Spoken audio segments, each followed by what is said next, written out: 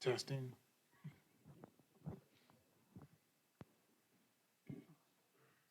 All right, I'll do the business items and Ron can do the rest.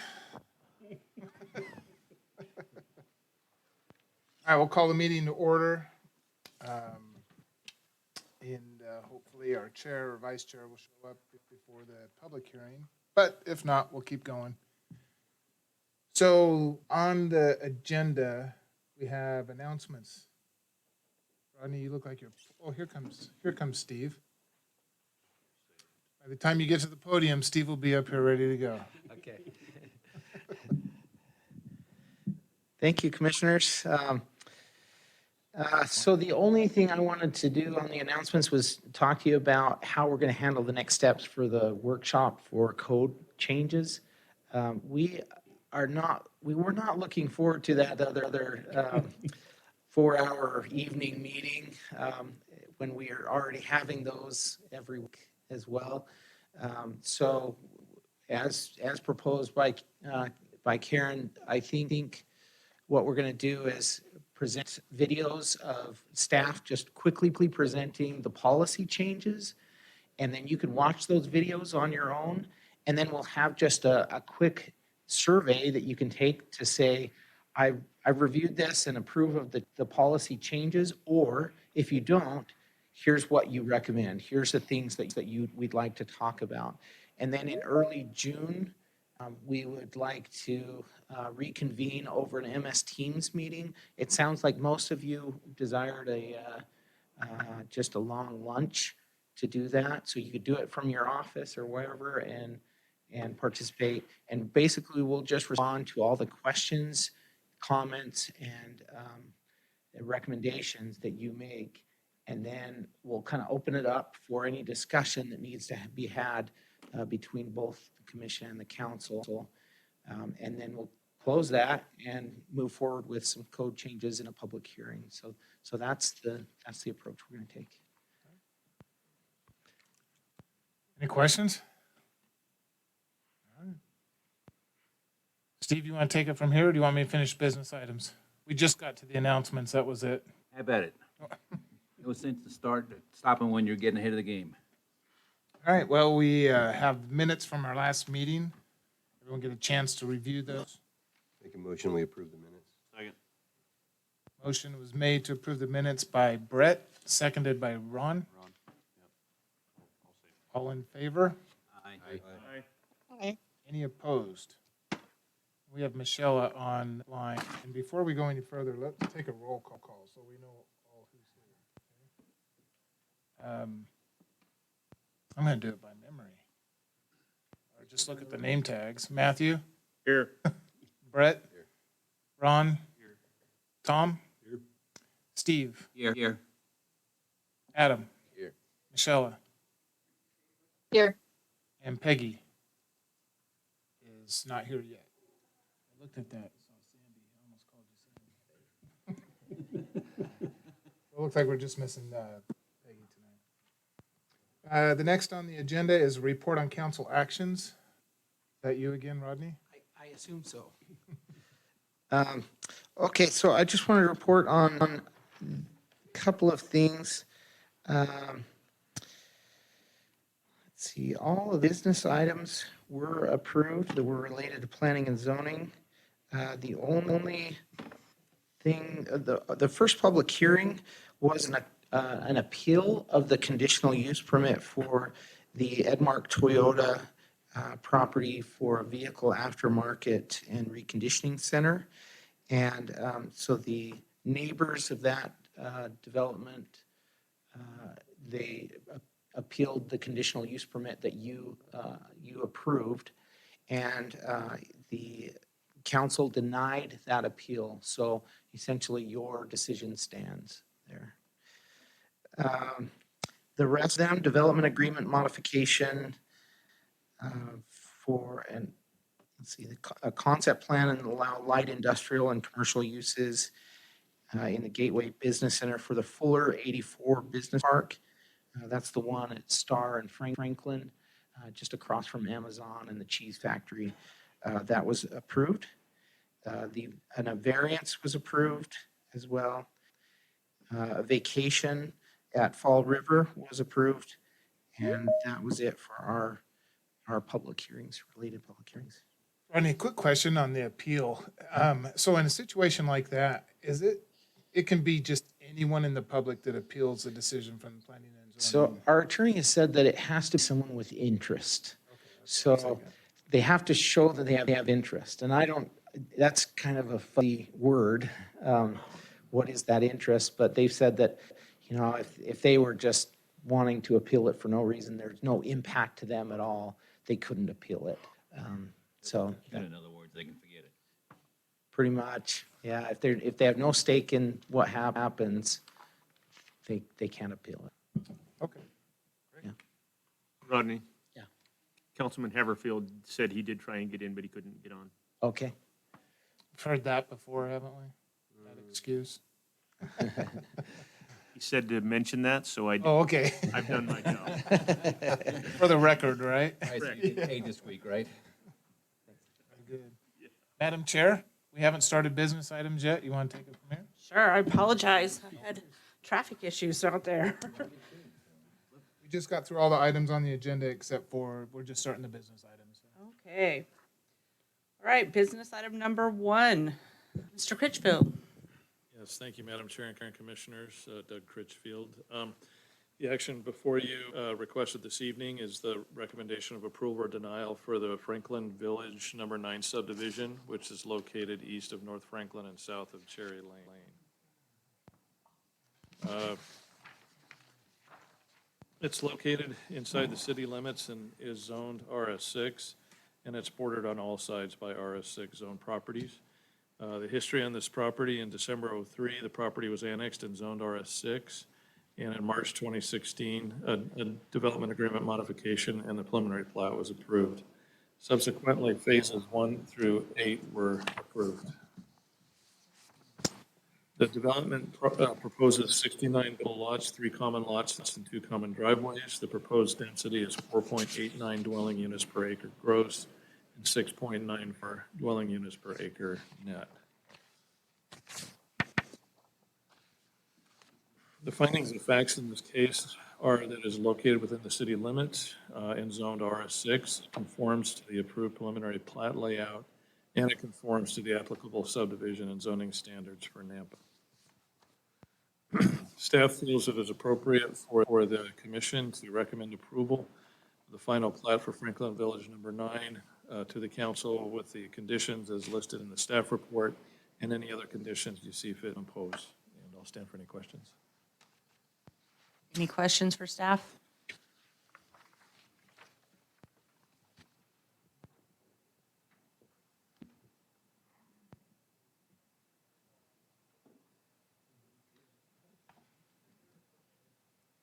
What do you guys want to do?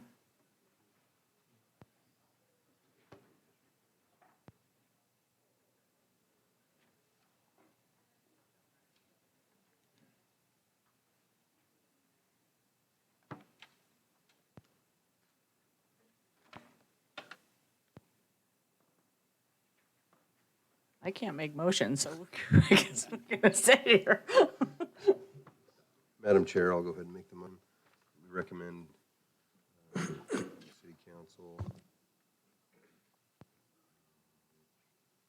you go. Just lost my place. It's on page 45. There we go. The final plat of Franklin Village subdivision number 9, comprising 16.16 acres, with all conditions of staff. Second. Okay, it's been moved by Brett, seconded Matt. All those in favor? Aye. Any opposed? Okay. Business item number 2. He's on his way. Awesome. He's out there with all the people. There's a big line out there. Is that where all the traffic was? Coming to- Parking and then people and, yeah.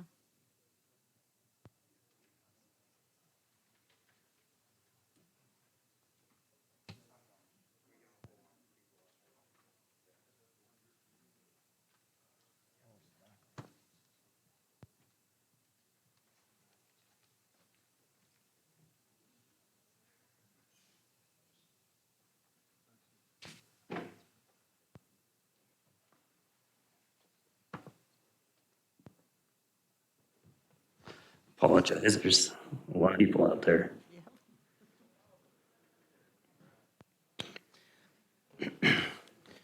Thank you, Madam Chair and Commissioners. The action requested from you tonight is the recommendation of approval or denial for Sonata Point West Number 2, located west of South Middleton Road and north of West Roosevelt Avenue. The property is currently in city limits zoned RS 8.5. Surrounding zoning is to the north RS 8.5. South is RS 6, to the east is RS 7, and to the west is RS 8.5. The property was originally annexed in 2006 with development agreement for Coronado Point subdivision, which this subdivision application expired.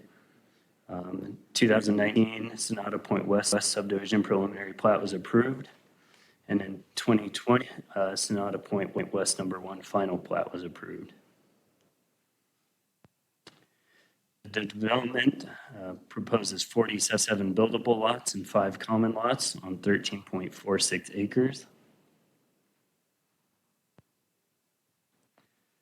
The findings of facts in this case is within city limits and is zoned RS 8.5. It is conformed to the approved preliminary plat for Sonata Point West subdivision and conforms to applicable subdivision and zoning standards. Should the commission recommend approval of the final plat for Sonata Point West or 2 subdivision, the recommended conditions are those found in the staff report, and staff feels comfortable with the approval of that. This is a potential motion for you tonight, and I will stand for any questions. Any questions?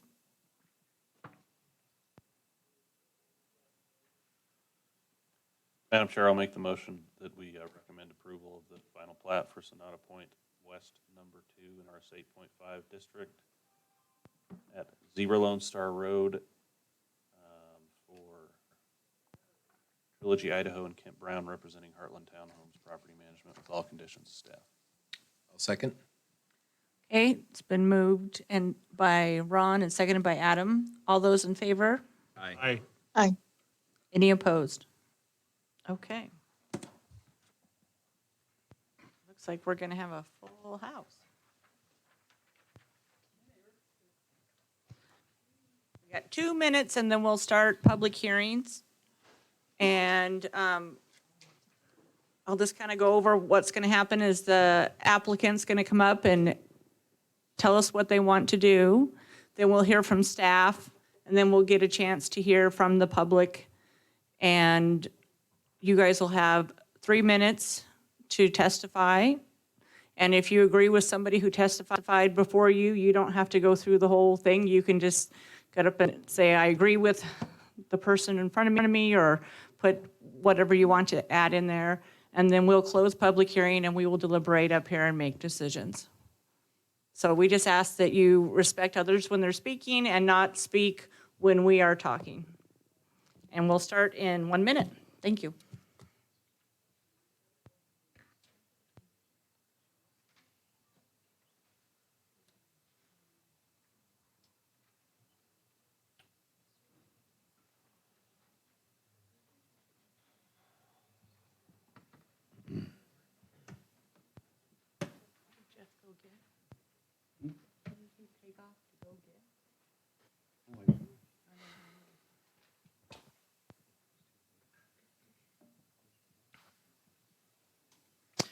Okay, it's 7 o'clock. Do we have the applicant for Egg Equity Holdings here?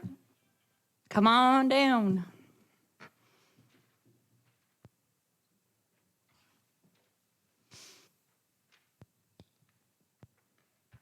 Good evening.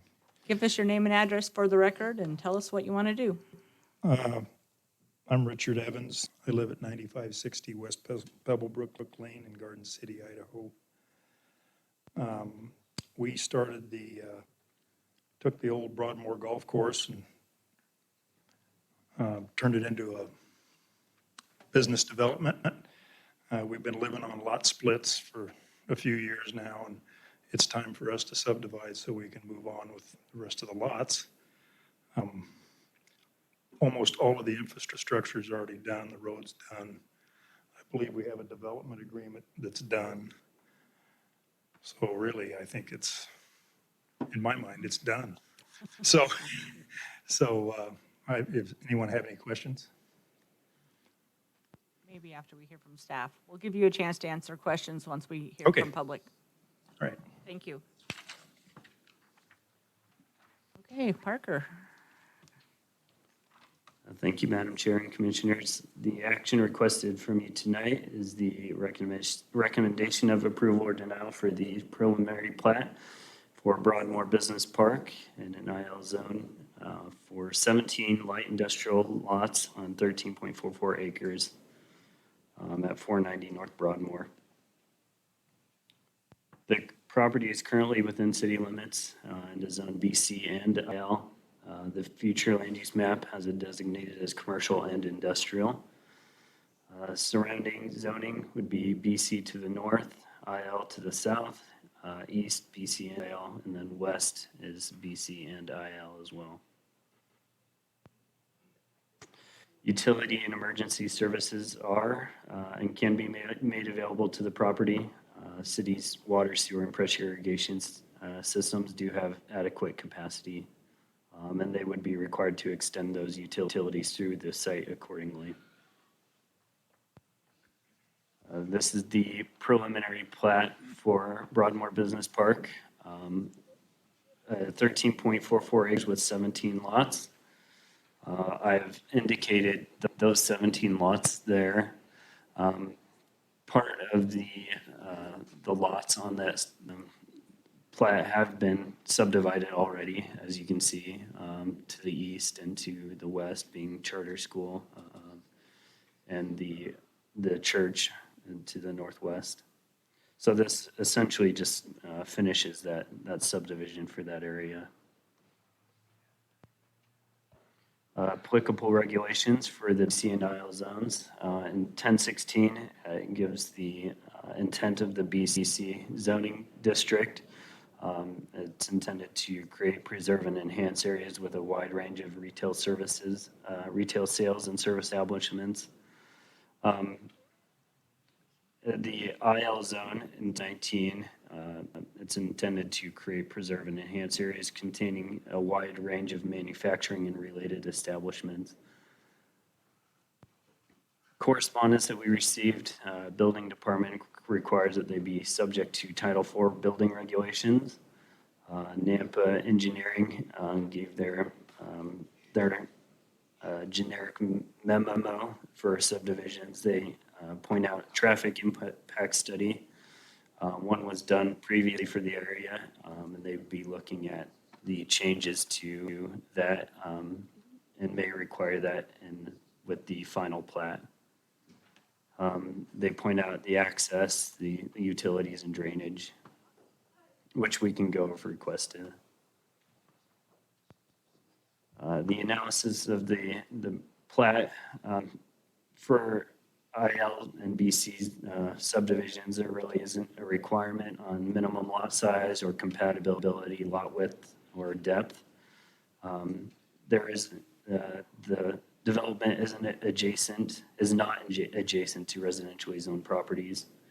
Landscaping will be reviewed on a lot-to-lot basis at the time of the building permit. It's adjacent to the Indian Creek pathway, and there wouldn't be any other requirement for open space.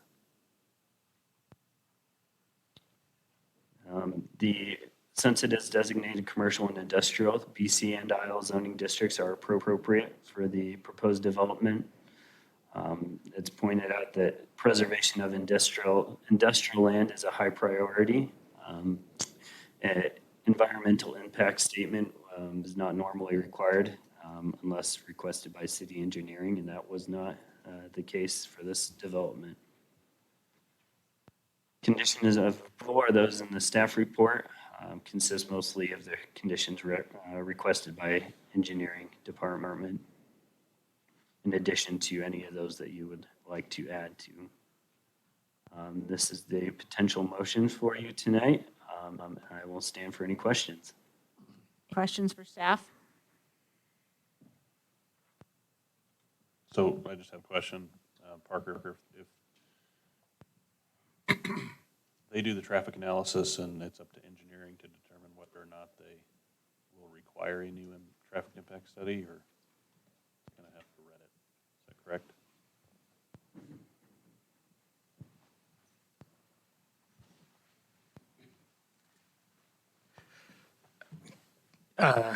Madam Chairwoman, Commissioner Van Acker, there was a traffic impact study done with the initial phases of this project that assumed the build-out of the entire project. So what we're requesting them to do is to look at the final proposal and analyze whether the trip generation that this final proposal has fits within that previous study. If it does not, then we will request they update the study to show those current plans. Okay, thanks.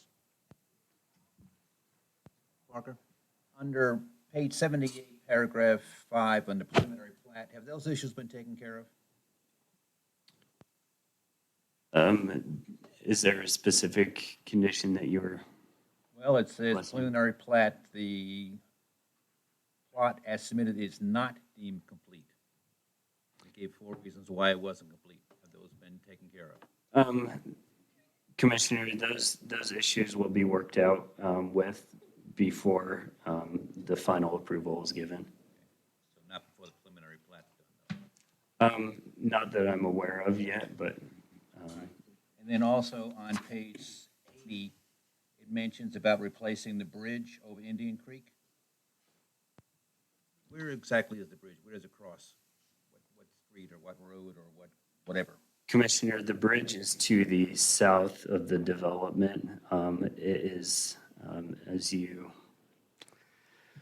it's a one-lane bridge that is on Broadmoor as you go past the storage units there. So will it be expanded to a two-way bridge, or will it remain a one-way? I believe it will be a two-way bridge, Is it Commissioner. better than I believe?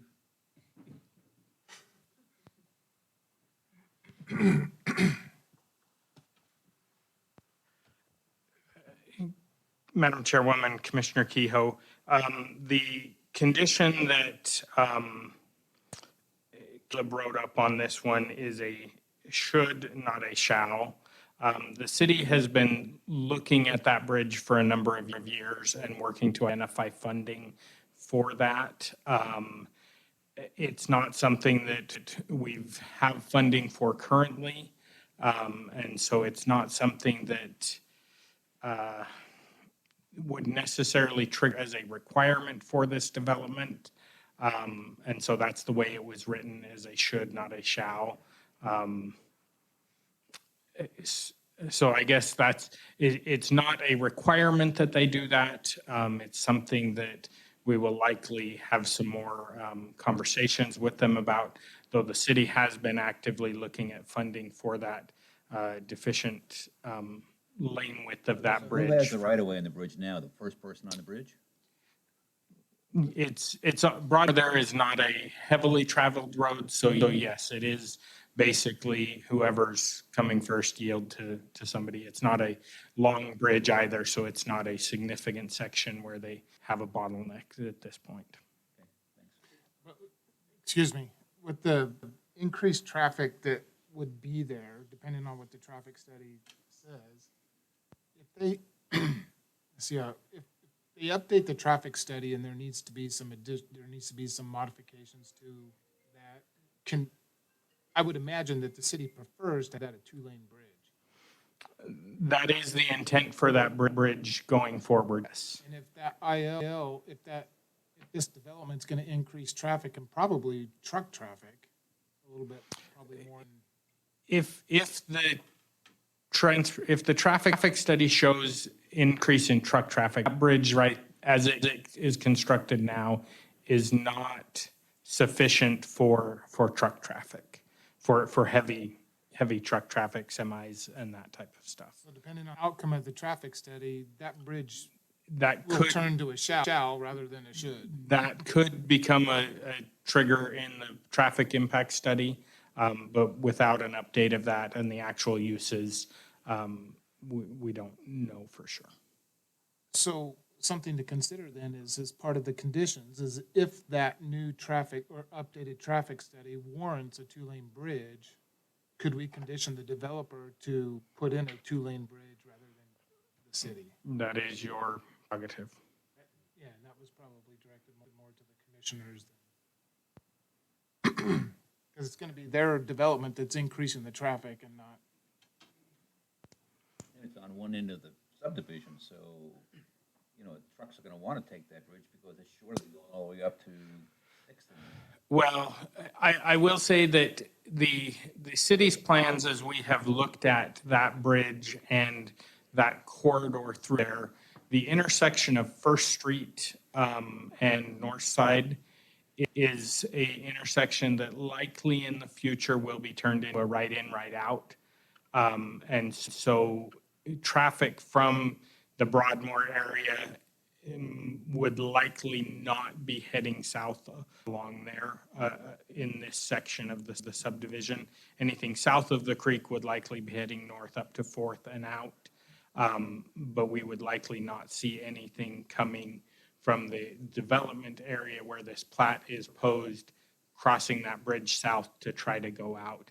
They would be going out at Fourth Street, which is north of that bridge.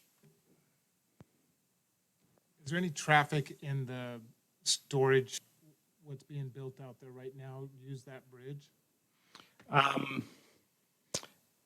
It would be unlikely, I think, that they would be using that because they can get out to North Side Fourth rather than crossing the bridge and going down to First, where you're right at the bottom of the overpass, and the skews on that intersection are such that's part of what creates the issue and our desire to turn that into a right in, right out in the future. One other question on that. Is there any kind of weight limit sign at the bridge now? I haven't driven out there for a while, so I will have to check on that and see what That is might save appropriate the there. city a lot of money if some truck fell through it. Thank you. I can't access the sign-up sheets, so I don't know who has signed up for public testimony.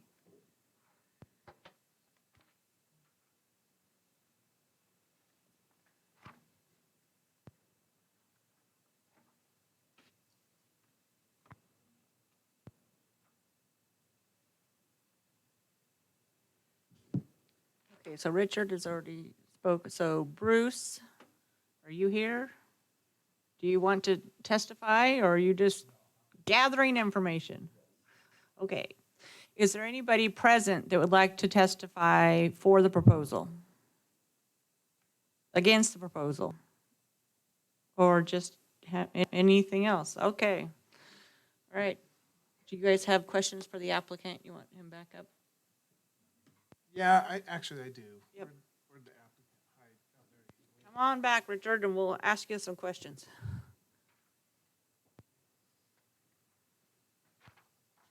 Yes. Kind of wanted to get your take on that bridge, and if that would be something then that you, the developer, might be able to accommodate, turning that into a two-lane, or what? It's probably a premature question, but I thought I'd put out there anyway. Well, it truly isn't being used at all. Is not? No. Everyone goes out at the light up at North Side and Shannon. All the truck traffic goes up through there, all the school traffic goes up through there. Unless they're doing the right out on Fourth Street. So, you ask about the weight limits, I know the fire trucks drive over it, so, They're with or without water. hey. That's why we got fire trucks. Anyway, bridge is a pretty expensive deal to tack on to 17 lots. Okay, thank you, I appreciate it. Anybody else with questions? All right, thank you. Thank you. I would entertain a motion to close public hearing. So moved. Second. Okay, moved by Jeff, second by Brett. All those in favor to close public hearing? Aye. Aye. Any opposed? Okay, public hearing is closed.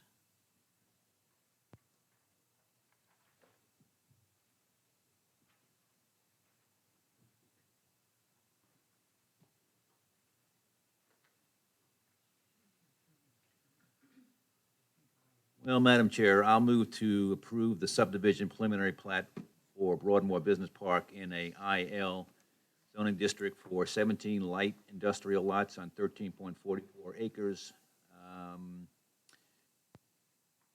0.79 lots per acre at 490 North Broadmoor Way and Shannon Drive. Richard Evans, representing Ag Equity Holdings, LLC, John Brennan, City file number SPPP 073-21, and all conditions of staff. I'll second. Okay, motion by Steve, seconded by Ron. All those in favor? Aye. Any opposed? Okay. Public hearing item number 2. Do we have Kristen Lawrence here?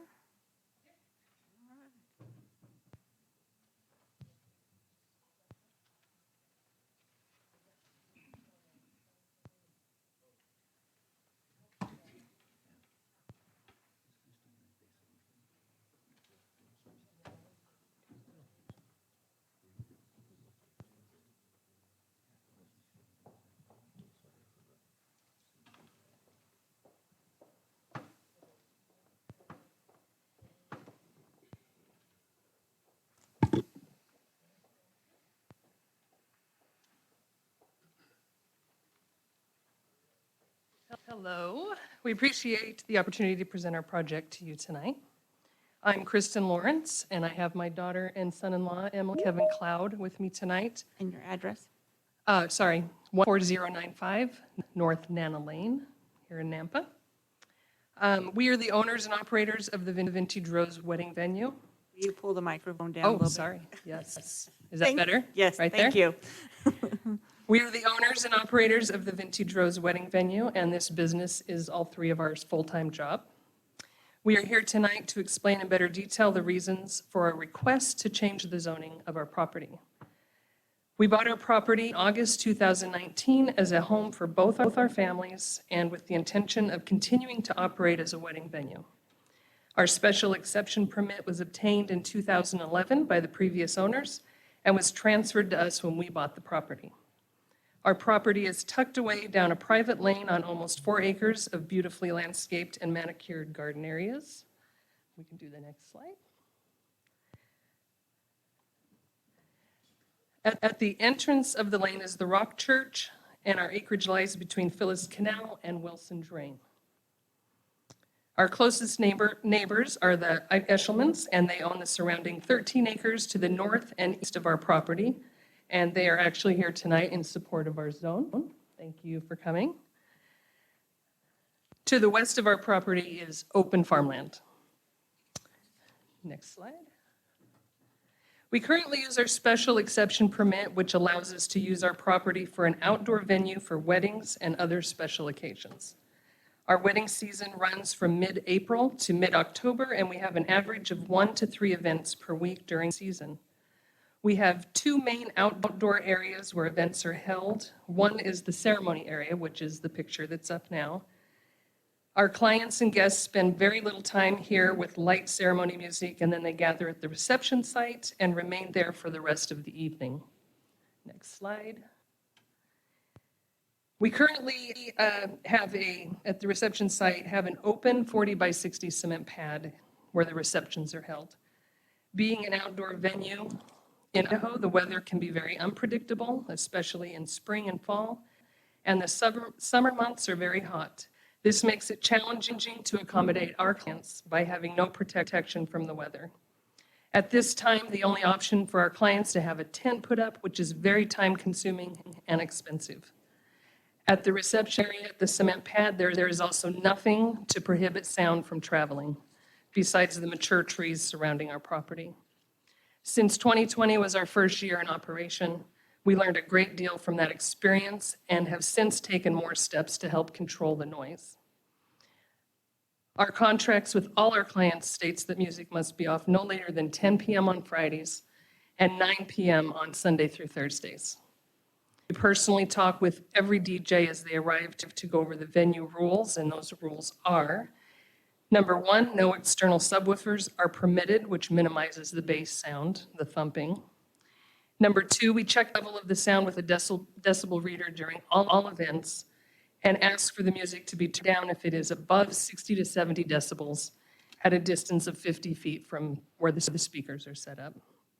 We also require speakers to not face towards neighbors to the north or south of the reception site, and we do not allow live bands.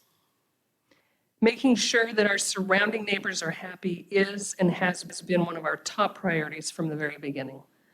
We have been very responsive to any neighbors that have brought concerns to us, and although we have multiple steps in place, it still does not eliminate the sound completely that comes from our events.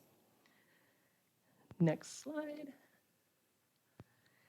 Because we are sensitive to our neighbors' well-being and our clients' comfort from inclement weather, we thought the best way to eliminate both conflicts would be to build a structure similar to the pictures that we have up here over the existing cement pad where receptions take place. While talking with planning and zoning, we quickly realized that the only way to accomplish that was to apply for a rezone, which would allow us to have additional structures on our property.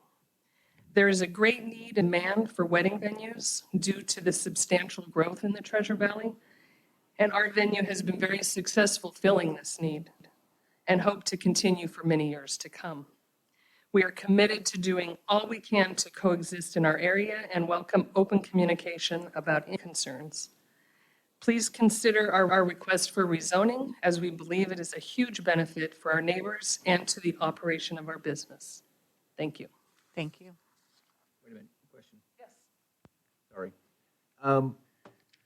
When you build the new building, will you not allow outdoor ceremonies? Good question. So the second slide, where we had the ceremony area. Right.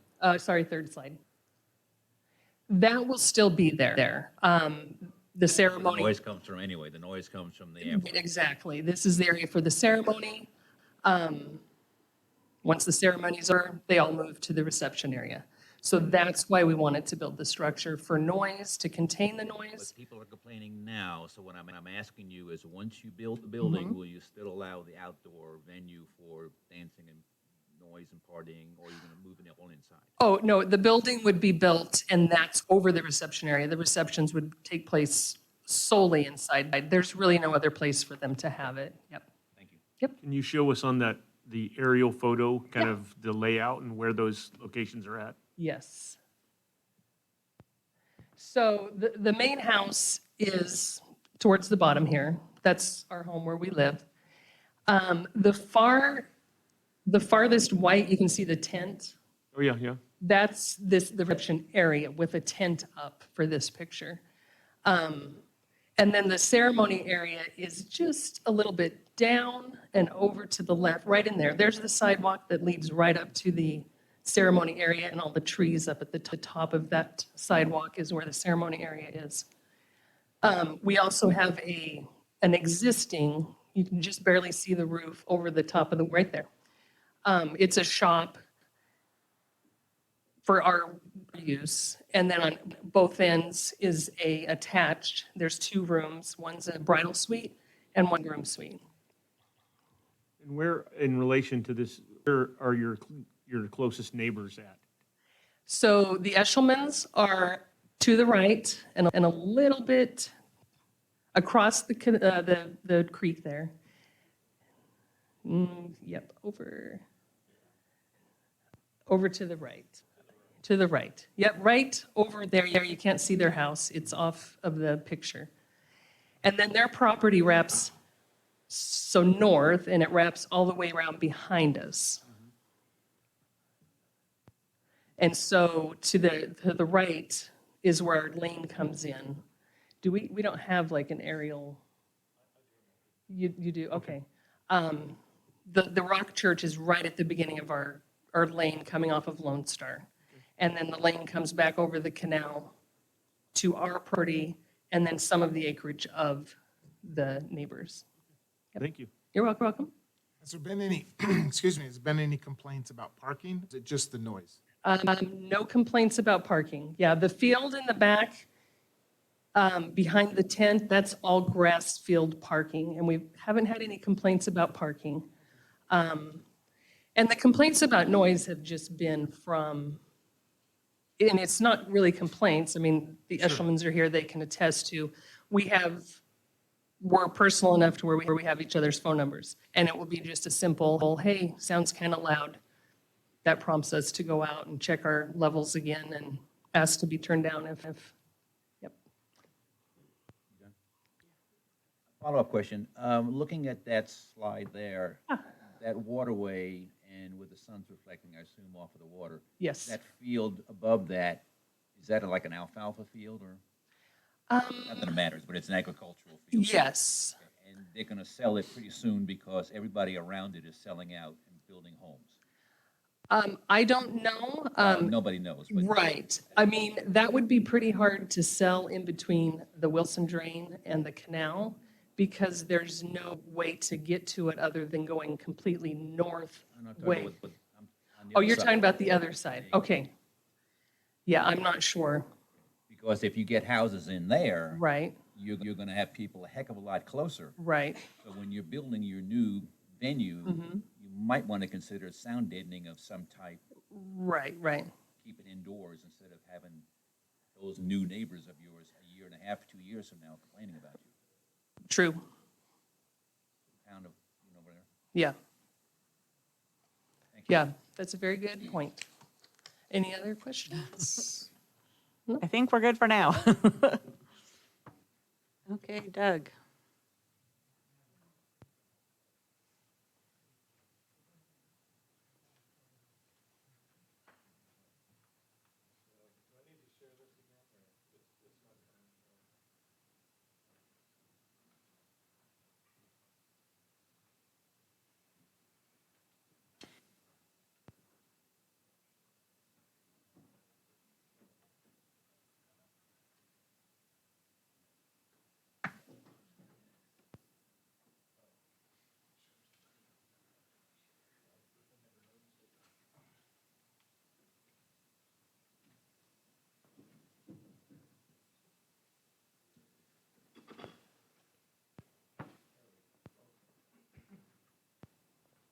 Madam Chair, Commissioners, Doug Critchfield. So the requested action are two actions tonight. There's first a comprehensive plan amendment from medium-density residential to residential mixed use, and a zoning map amendment from single-family residential 8.5 to neighborhood business. The action required tonight is going to be a recommendation to the City Council. The stated purpose application this evening is to allow additional structures on a 3.7 acre parcel. Note in the staff report that instead of CMA, I put DAMO, and that was a typo, so I wanted to make a correction here. In the planning history on this parcel, it was annexed and zoned to 8.5 in April of 2007. In 2011, a property was granted a special exemption permit to operate an outdoor wedding venue. That is currently active. This is within the city limits. It's, and again, the zoning is 8.5. The surrounding land use, and I'll show a graphic here that shows a little bit better what the neighborhoods look like, but in terms of proximity. But it is surrounded by 8.5 to the north and a little bit to the south and east of this parcel. It's all county to the west and partially to the south. Note that the Mission Point subdivision is north, the Dahl subdivision is to the east, and Sonata Point to the south. Lone Star Middle School is further to the south. Again, in the staff report, I have to get correction. I switched east and for reverse, so I just wanted to again make that correction. That's the last of the correction. So the public utilities are available to the site with the exception of, sewer is available, but it's currently not being used by the property. All our services are available. And it has access off of Lone Star Road, which is classified as a minor arterial. So here's an overhead of the site. The mission point from the northern property line is about 350 feet. The Dahl subdivision, about the same. And then to the south, there's access off of Lone Star, but it's about 600 feet from the property to the subdivision to the south. This is a close-up of the property, an aerial of the property. So a little bit about the special exempt permit that's currently active. There are conditions placed upon the property with that special exemption permit. It has to comply with all requirements, any permits that may be imposed by the city. It's transferable to a successor outdoor venue type of use only. So if the family were to sell this venue and property, another family could take over and utilize the same permit. And then signage is allowed commensurate with the RP zone. And that RP zone signage requirement was placed in your staff report. Excuse me. So in terms of the comprehensive plan, the applicant would have to demonstrate the change that's desired, the reasons which were stated this evening, and then what public interest that it generates. And in the case, the applicant has indicated that it would allow an existing business to operate in a manner that would be more compatible with the surrounding community. In terms of the comprehensive plan language, that's also in your staff report. Generally, the mixed-use districts, they include residential and non-residential uses. Sorry about that. The range of non-residential use really depends on the area that it's in and the type and intensity of the surrounding development. So it is intended for both residents and non-residential, which is what the applicant was seeking to be able to achieve. In terms of the rezone, there are some regulations regarding rezone first off, the neighborhood business district is intended to create an area of retail establishments, or in this case, a venue, which frequently serves the recurring needs and inconvenient locations for the community. In terms of the schedule of uses in the BN zone, I have at the end of the staff report, and I can put it up on the screen, all of the land uses that are possible there. It's also in your staff report. The other required conditions, in terms of outside use, these were the most important and pertinent to this project. All principal uses except private or public parking areas and service station pump islands shall be in an entirely enclosed building unless otherwise specified by a conditional use permit. In this case, the special exemption permit qualifies as a conditional use permit. And item D in that same code, in terms of nuisances, all operations conducted on the premises shall not be allowed to constitute a nuisance by reason of smoke, fumes, odors, steam, gases, vibrations, noise, hazards, or other causes beyond the proper boundary lines, and shall comply with the performance standards of Chapter 1, which pertains to that.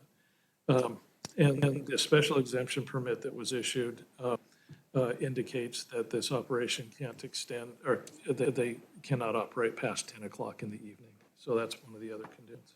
Doug? Yes. Sorry, excuse me. Yeah. So would they be able to theoretically use that special exemption permit to hold a reception outside of the building after it's constructed in this? They can, yes. With the special exemption permit in that zone, they would have the option of doing that. Doug, I got a question. So Yeah. according to item D, nuisances, so noise, vibrations, so what happens if neighbors call the city and complain about Yeah. noise or? We would contact the applicant or the owners of the property and indicate that there's a problem that would go through code compliance. And then if there was failure to comply with that, then there would be cited and it would go through that process.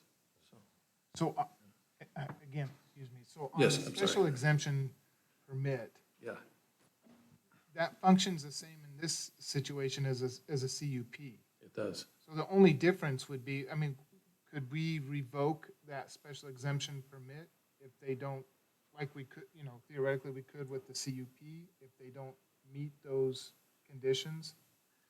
Is Rodney here? No, I can't. 'Cause So a special exemption permit is functioning in this situation the same as a CUP, other than it seems like it's in perpetuity, it moves with the new owner and whatnot. If those conditions are not met, can that permit be revoked like the CUP could be revoked? Rodney said yes. Okay. But if they're doing it inside, then that permit wouldn't even come into play. Right. So maybe they don't need that permit. But in this situation, they could have, they could have an outdoor Sure. reception, even though they've said, well, we're gonna do it all in the building, but the weather's so nice, we're gonna do this one outside. If neighbors complain, then the city could pull that special exemption permit based Yeah. on what they brought to us tonight. Okay. The conclusions of law were stated in your staff report. I think it's worth noting this evening what they are, and so bear with me if you would if I read through these. Number one, the proposed map, so the conclusions of law are important because before the commission recommends an amendment to the city's zoning map, and before the council approves, the commission and council must individually find and conclude that, one, the proposed map amendment is or would be in harmony with the city's currently adopted comprehensive plan and comprehensive plan land use map. In this case, because the applicant is seeking a comprehensive plan amendment, that would suffice.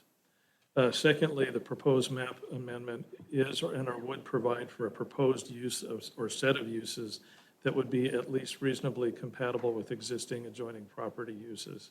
So in this case, the commission would need to determine whether the building that's being proposed on the site and the use of the site would be compatible with existing uses. Number three, the proposed map amendment is and/or would make a change to the land use map of the city, which would establish an area of zoning the same or is compatible with immediately adjoining districts. In this case, it would be a determination as to whether the BN district would be compatible with the residential zoned around the area. Fourth, the proposed map amendment is not or would not create a spot zone which is having a section of one kind of zoning surrounded by another, having no supportive basis per the adopted comprehensive plan. In this case, again, the comprehensive plan amendment would suffice, would take care of that requirement. And fifth, the proposed amendment is and/or would be in the interest of the public and reasonably necessary. We did receive some correspondence on this. It was mostly, it was from the agencies, it was routine correspondence. The engineering division did provide some additional information, some of which is included in the conditions.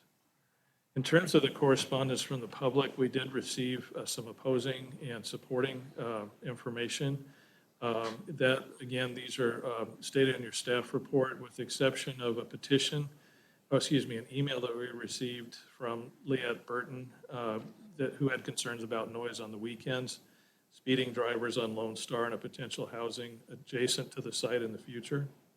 And we also received a petition received on April 26, signed by 18 individuals from 10 addresses in the Dahl subdivision indicating opposition. In terms of supporting, all three letters of support were placed in your staff report.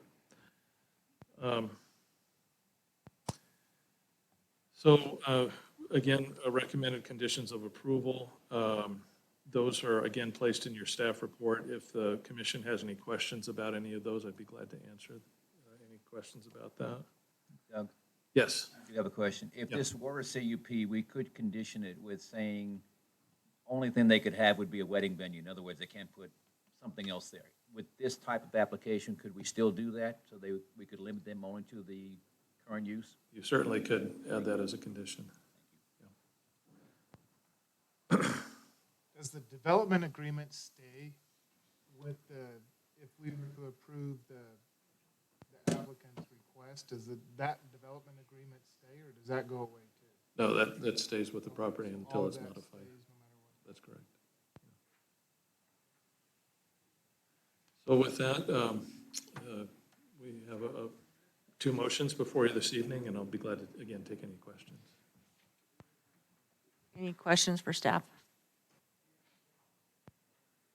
Okay, can somebody pull up the sign-up sheet again? Since I can't access it. Rhonda will do that. There are two motions this evening, so the first will be on the comprehensive plan amendment, and then the second on the rezone. Okay.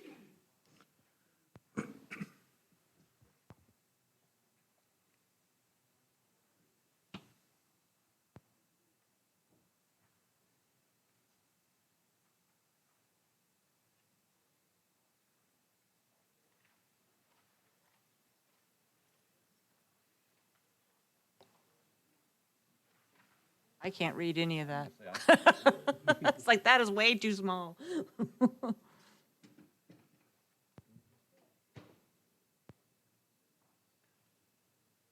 Eshelman's first.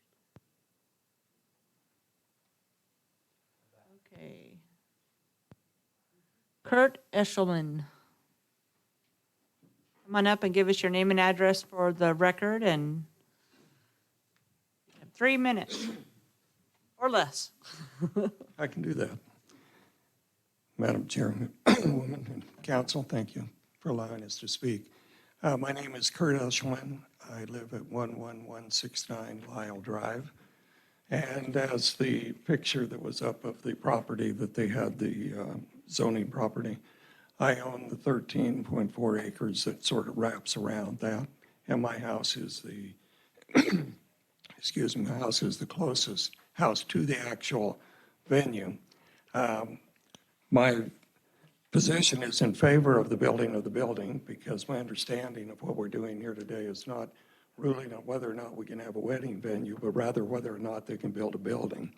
And to me, I've been in favor of a structure there from the beginning because of the sound issue. It's much easier to control sound within a building than it is outside. I pastored a church where we were in a tent for a while and sound was an issue. We couldn't wait to get inside a building.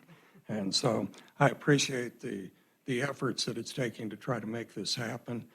I also would address the issue of sound. We have had their first weekend venues, and on the first wedding, there was no issue at all. On the second wedding, about 7 o'clock, I texted over to the Lawrences and said, hey, they're ramping up the sound. Would you go check that? I got an immediate response, and the sound level went down. That's been my experience. Now, would I prefer to have less sound? Yes, but that's what the building is for, and that's why I'm definitely in favor of it. I also would say, as a retired pastor, these wedding venues are very needed in and around our area. It's difficult for young people to find a place that they can afford, that they don't have to go way out in the boondocks somewhere to go to. And I just appreciate the service that it is, as well as it presents a few other, potential opportunities for things that may not be a wedding, but maybe a reception of some sort. We're looking desperately for a place for the school prom, for the school I teach at. Something like this, if it had a building, would be ideal, but that would fit under that, I would hope under that same category. But my wife is here with me, and we'd be happy to answer questions. We've owned the property since 2003, and so we've been around for a while. All right, thank you. Thank you. Okay, Angela Luke. I'll just quickly go and say I agree with what he Give us your name and address for the record first. I'm Angela Lukey. I'm at 14070 North Nana Lane. This Kurt is my parents, and I'm on that part of his 13 acres. I actually share a fence and a driveway with the Lawrences, so I'm fully aware of, when people come, when people go, how respectful they are. They've always been very respectful and turned the sound down if we've needed it. There's never been any issues with cars coming in or going at inappropriate times. Like I said, if anybody was going to have an issue, it would have been me with cars coming in and out, and I haven't had any problems. They've been quick to listen, but again, as my father said, I agree that a building would make it only better. It's going to keep that noise level down, and it's going to make it, I can't see where it would hurt it. It's only going to make the sound level come down, so. Thank you. Okay, Kristen, it's already on there. John Boardman.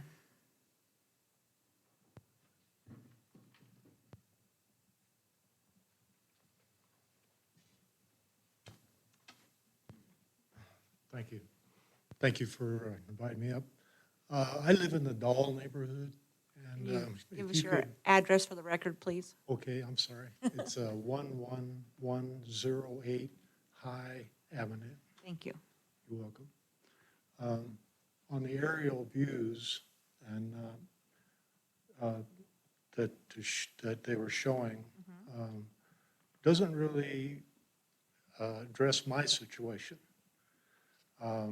I live directly across the open field from the wedding venue. And during the times that they've had the bands out there and so forth, I can sit on my front porch and I can sing along with the music. Now, it'd be nice if all the bands were good, but they're not, But What we can do about that? well, in that case, you go inside, close the door, but why is that being put upon me? And that's my concern about this thing. Now, I know they have all kinds of plans to do certain things,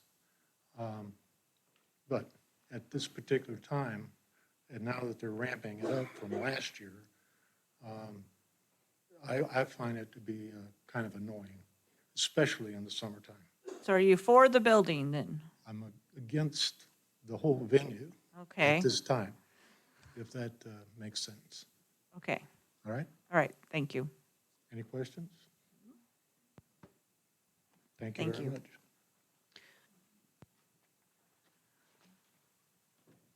Tim Halley, I can't quite read the name still. That's okay. I've been called worse. Okay. My name's Tim Haley. I live at 11074 West Hogstad Avenue. I've lived there for 21 years. I have neighbors there in the Dahl subdivision that have lived there nearly 50 years. Me and these neighbors, we're on the petition that you received opposing this this change that they're asking for. Like most people, our homes and property are our sanctuary and where we spend most of our time when we're not at work in the evenings and weekends. And now that the weather is getting nice, we spend time outside and have our windows open. I think most of you can relate to this, so I would like you to imagine these activities with the neighbors having a party, complete with a DJ on a PA system, music so loud that you can hear every word, and bass that vibrates things in your house. And to top it off, the party guests are yelling and screaming to be heard over the music. You cannot get away from this, even if you go inside and close the windows. Now imagine this every weekend and sometimes more than one night in a row. We endured this last Friday and Saturday night, and we've endured it in years past. Napa High School prom is this Saturday night at the Vintage Rose, and we will be enduring the noise again this weekend. Imagine having this to look forward to every week for months on end. We don't imagine it, we live it. The Vintage Rose website says they are fully booked for 2021 and are now booking for 2022. It also says the event center is available any day of the week. I speak for myself and for the others on the petition you received. We ask that you deny the request to change the comprehensive plan and the zoning map, and that Ms. Lawrence has asked for tonight, and we ask that the disruptive activities at the Vintage Rose cease and desist immediately so we may enjoy our right to peace and quiet. My property is 650 feet from the Vintage Rose property. You know, I don't know if it's noteworthy or not, but Mr. Eshelman, he sold them the property. It was his event center before that. It was his noise that we listened to before. So, you know, we ask not only to deny this, but, you know, we're not for any part of this. We're tired of the noise. Thank you. So can I ask a question of Mr. Haley? Since you are speaking for yourself and others that signed the petition, maybe this is just more from my understanding, but if nothing happened tonight, there was no approval of any change that's been requested by the applicant, they would still continue to be able to do what they've been doing. So there's nothing we can do about that. We can't say, stop, you can't do that anymore. We're just looking at their application to a zoning map amendment because they want to put a building there to subdue the noise, to take care of the issues that seem to be coming up from people. That's how I'm seeing it. Is that how, so it's not going to go away if we deny it. They'll still be able to do what they've been doing. So, yeah, building a building and containing the noise sounds great. But what it also says to me is now they can continue to run this 24 hours a day, 12 months out of the year instead of in the window that they're using it now when the weather is nice. You know, now it's going to be a year-round thing. You know, it's great, yeah, if it contains the noise, but, you know, I can hear the noise from inside my house with the window shut. So why could we expect for the noise not to permeate out of the building that they're building? Okay. Your concern is more the season will be extended to where the noise will be constant year-round rather than 3 or 4 months.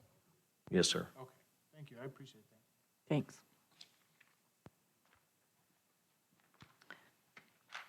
Okay, I can't read that last name, but Dennis Gress. Gress.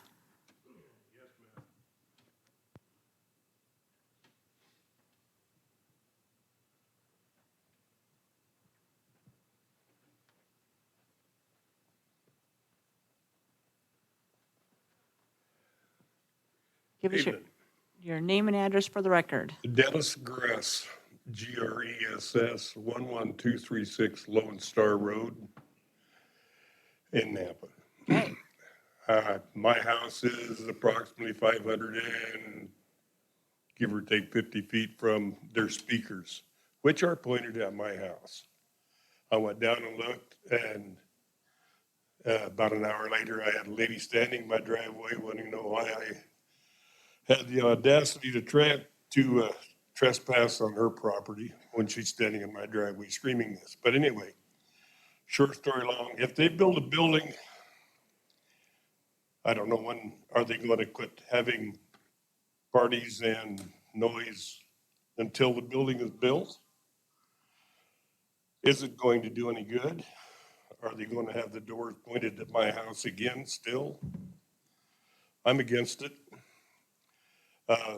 Yes, they said call anytime the noise is too loud. I don't see why I should have to call to tell them their noise is too loud. Secondly, someone needs to point out to them that aerial fireworks are illegal in the state of Idaho. They had a fine show last summer. After they had that, I could not see the red-tailed hawks in their nest anymore because they left and didn't come back. The noise is aggravating. It rattles the tea dishes in my cupboard sometimes because of whatever they're doing. I don't know. I'm tired of it. I'm against it unless it actually does some good. I don't want to cause anybody to lose their income. But I'm tired of the noise, just like the last man that was up here. Okay, Thank you very much. thank you.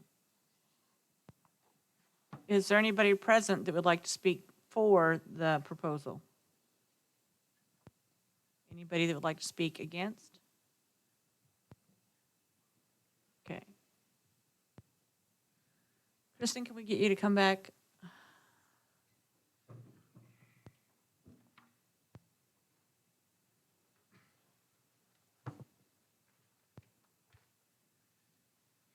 So when building the building, what are your plans to make that as soundproof as possible? Because it sounds like that's Right, right. That's the problem. We haven't actually met with anybody yet because we wanted to see if we were going to be approved. We've got a few contacts that we're going to meet with depending on what happens tonight for the actual building. We're not construction workers, so to answer your question, I mean, I know about soundproofing, but so whatever it would take, I guess I would say. Am I able to comment on any? Yeah, we'd like you to address. Okay. Yes. So first, what Tim had said about the 24 hours a day, year-round, we obviously cannot work 24 hours a day because of our special exception permit. Noise has to be off at 10. Our contracts all say music off at 10 on weekends, 9 on weekdays, and 11 and 10 are the absolute latest time anybody can be at our venue. They have to be gone. And we don't allow anybody to come into the venue before 9 o'clock in the morning. So it might extend the season a couple of weeks onto the end of the fall or the beginning of spring. But still, we still have to have our ceremonies outside. So you can't have everything inside if we were to build the building. So just to say that we're not building this, our plan is not to, we get to have year-round now. People don't get married in the same area that they're having their reception. So in reference to Dennis's comments,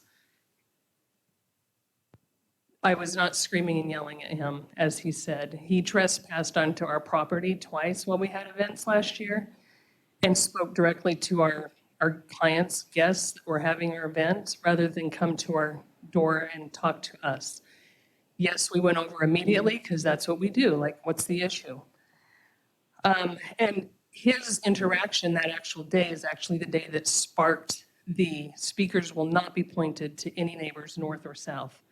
From that moment forward, because we had communication with him, we found out his problem, and didn't even dawn on us the way that the speakers were pointed. So from that point on, and that was probably right in the middle of summer last year, speakers are pointed directly at us or towards the field.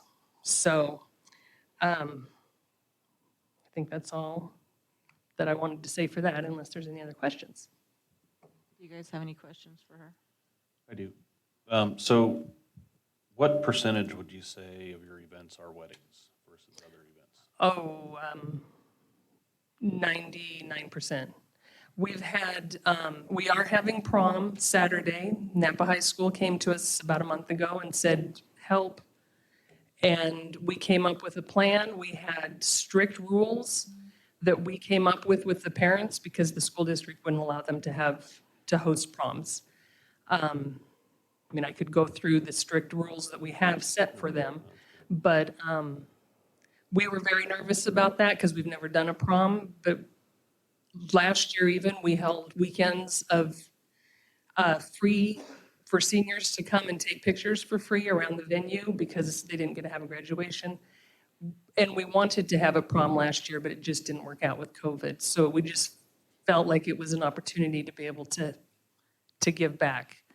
So are you looking to grow your other event business with the construction of this building? Sorry, can you say that again? Are you looking to expand your offering? So you do 99% weddings now, or are you going to say, we'll do 60-40 weddings versus other large parties or even certain No, things like I don't that? think that we'll ever be in the business for like proms and stuff like that. Most of ours are weddings. We've had graduation parties during the day, and they're called small events. We have either a large event, but if your event fits into a small event where you get 4 or 5 hours for, very, very reduced rate, we have done those, baby showers, stuff like that. But we're not gonna be in the business to expand into other. Roll venues, Sorry? rock and roll venues. Rock and roll venues. And I know someone had said, I can't remember who it is, the bands, we've never had a live band. It might have been before we became in business. We've never had a live band, we've never allowed them, so that might have been pre-us. Any other questions? How many people attend your events? We don't allow anybody that has over about 250 just for the seating for the ceremony and for the capacity on the cement pad, because we only have a certain amount of tables, and that's all that can be accommodated. I think you answered this question before, but if you were to be approved and this project move forward, you build the building, are you going to continue to have events outside of the actual ceremony? I understand that. The only events that would be outside would be the ceremony that would take place in the ceremony area, which again, I explained that that's a very minimal, as little as 15 minutes to 30 minutes for a ceremony, not a big party, maybe a wahoo, after they get married, and then they move over. Smaller events like baby showers, things like that may be out in some part of the garden area, but they don't have music and DJs and stuff. So as far as other events, small events, maybe more intimate in the garden areas with smaller amount of people, 20 to 30 people.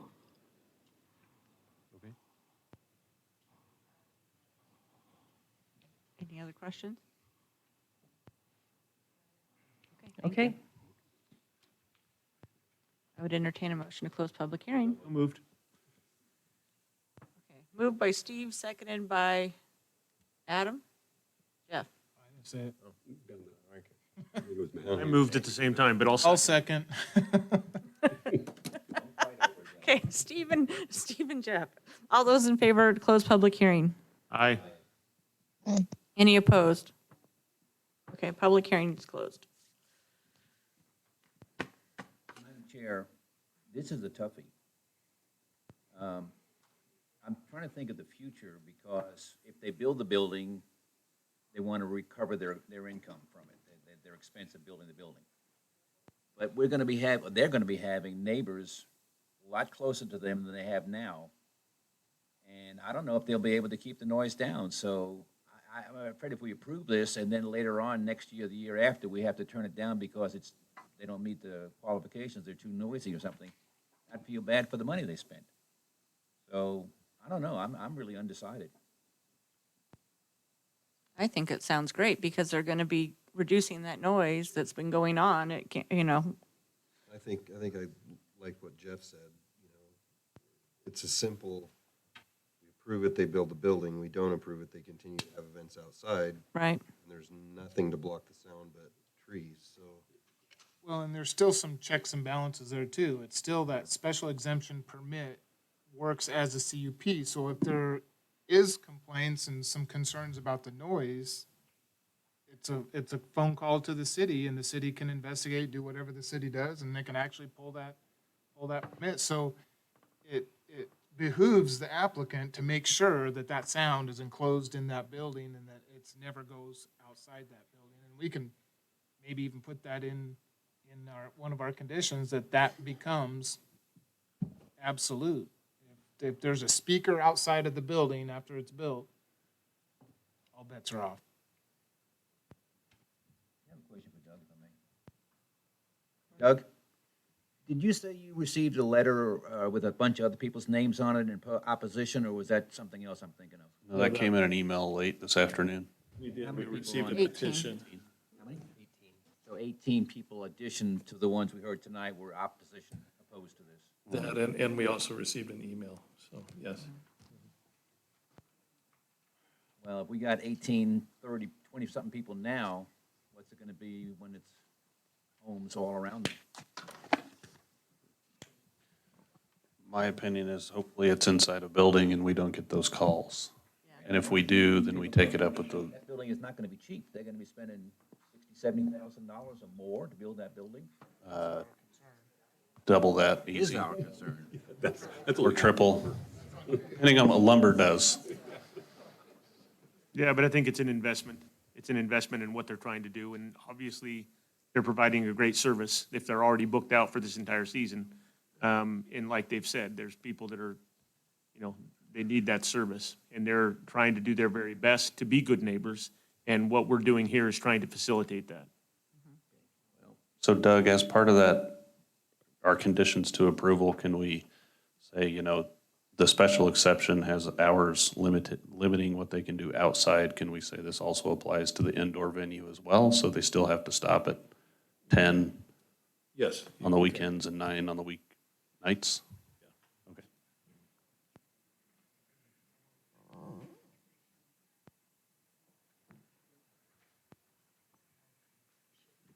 Probably going to take a year to build that building.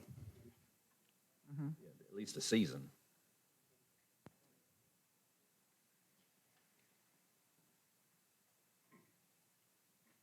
That's the tough one for me because it's a year of Yeah. scheduled out events, and I'm not knocking what you're doing, but it's obviously causing issues with your surrounding property owners.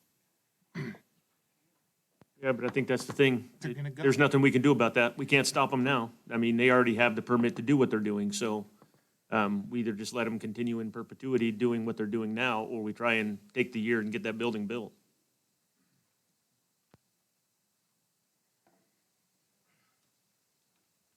Keep the volume turned down. Hard to do at a party.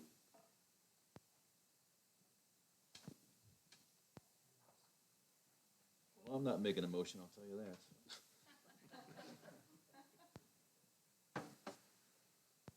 that. So we have the comprehensive plan map amendment and the zoning map amendment. There's two.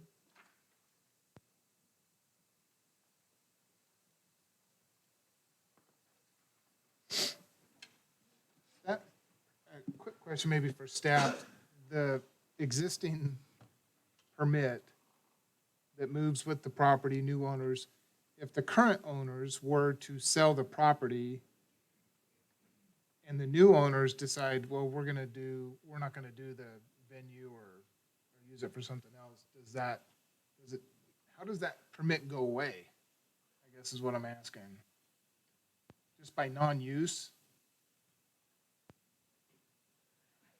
We don't issue special exemption permits anymore. It's a process that was discontinued. So we've turned to the conditional use permit process. I don't want to, Rodney, I may have to ask you. Yeah, okay. My assumption would be that if after 6 months, there's no use or no activity on that permit, that it would go away and they'd have to get another one. So. Okay.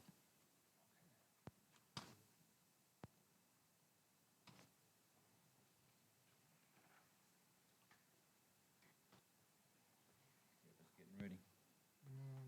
And with the conditions. Well, that special use permit, that permit's got me a little confused.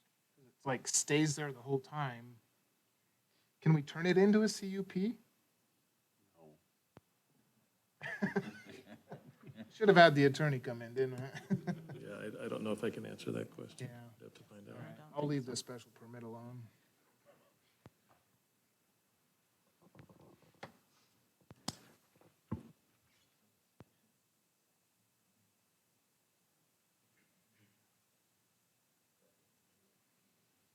I think the one question that I would propose or ask is, and maybe just for our discussion purposes, is if we do change that zoning and they do decide that they're gonna sell that property, what does that zoning leave the neighbors open to? That list that's in here. That's where I was headed. Thank you, Matthew. But if this special permit, exemption permit, is tied to an outdoor venue, once they build the indoor venue, does that negate that special exemption permit? No, it does not.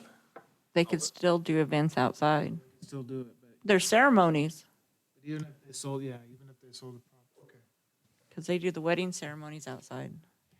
But I was thinking that same thing, if they sold it to another property owner and they decide not to have a wedding venue and they turned it into a, whatever is listed on that big old list of uses. Would- The neighbors would just be out of luck. A convenience store or delicatessen, that's what this on here. Well, and that's the hard thing too, Yeah. because we know, all of us, that we've made decisions and, you know, the property owner sounds like, oh, we've got all these grandiose ideas and here's a rough plan of what we want to do. And then 6 months later, they sell it and we're stuck with the zoning change that we've done. Just like the application we have tonight for the storage units on Roosevelt. I mean, it's been changed, Okay. but they didn't have to. You know, it's because the city council put a nix on it. Hey, So Doug, it's the same situation. Doug, one quick question for you. The spot zoning, how is that negated in what we're doing here? Is it because we're changing the comprehensive plan that basically negates that? Right. Correct, yes. Something else that could be done, is we could develop, could put together a development agreement that indicate or limits how this property could be used. And certainly could do that. And you can place a condition on this tonight, indicate that it's limited to wedding, or things listed in this actually. Sorry. This mic's not high for tonight. Is that the? I'm just, it might come across or. Okay. I can hear you. Okay. But I think So- that would provide a lot of peace of mind for us on the commission, for sure. Yeah.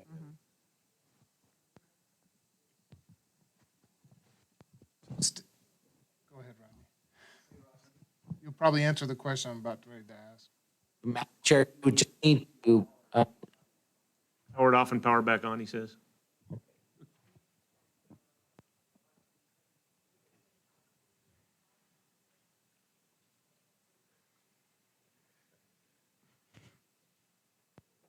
Kick it. You just have to come to the podium. Yeah, just come. Ready to throw rocks at you, it's okay. Madam Chair and Commissioners, I think what you would need to do is just direct staff the specifics about what you would want to see in that development agreement. And then we would draft that development agreement with all the conditions that you recommend and present that to City Council for their consideration. So wedding and small event venue. Yeah, if that's what you want us to do, we can draft that into the development So to agreement. clarify, if they sold the business and the next guy says, oh, I could put a convenience store in there, the answer would be no, he cannot put a The convenience answer would be no, if the development agreement I is would in feel better place. if we did that, because if the indoor building deadens the noise, negates the noise, softens the noise, I think we might be okay with the neighbors, but if they're not, then they can always come back and say, hey, it's still a problem. Mhm. And if we got 30 people that are complaining and 2 people that like it, sorry, it's gonna have to go. Yeah. So by state law, a rezone or an annexation, you have the ability to implement a development agreement. So that would definitely be a possibility here. Okay. Would it be possible, I don't know if this is kind of a weird question, in a development agreement, if that property changes use, like we were just talking, could the zoning and could it revert back to what it is now? If it changed use, a development agreement stays with the property. So whatever is on that development agreement, they're stuck to that. It's a contract between the two parties. So no, it could not just revert back. They'd have to modify that development agreement to make any changes. Ask for the modification. Yeah. Thank you. Yeah.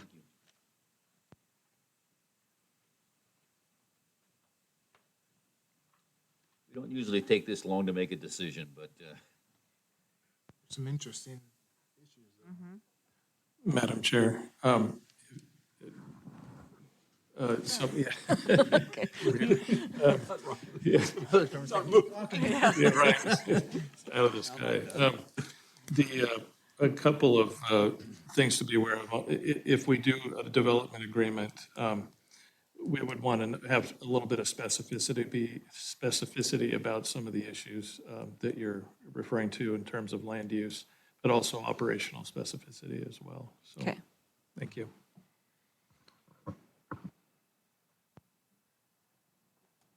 So perhaps some discussion about what those specific items are.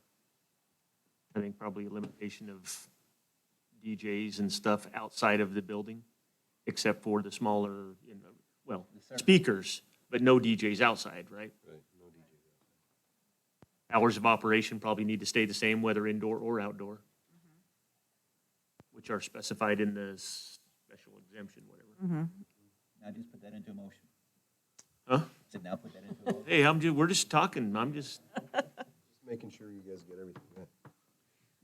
And specific to an event venue, nothing else that's an approved or permitted use in a neighborhood district or a neighborhood business district. So like Weddings and small events. mobile home parks, because that's an approved use. I assume that the development agreement needs to be attached to or as far as Rezone. on the rezone, correct? Not the comprehensive plan amendment? That's correct.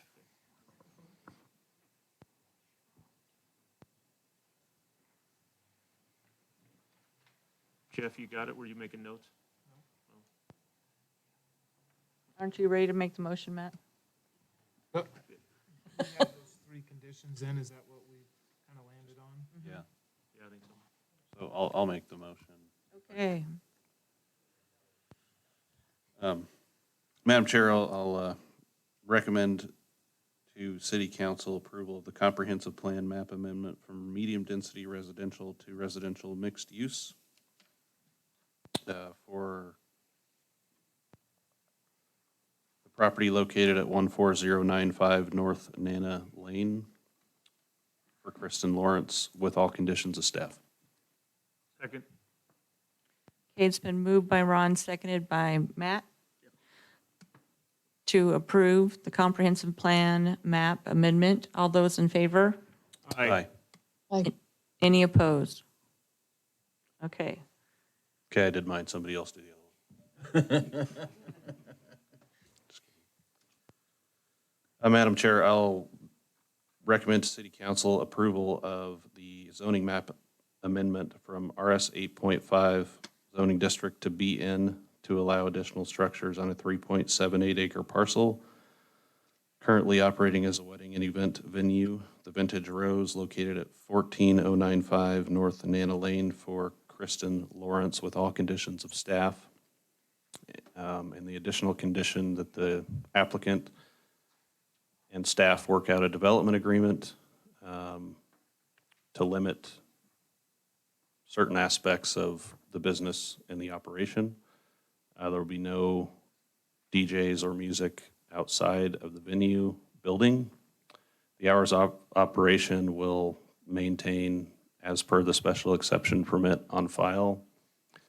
And it can only be used for an event venue, not any other use that's allowed or conditionally allowed in a BN zoning district. Yes. What I miss?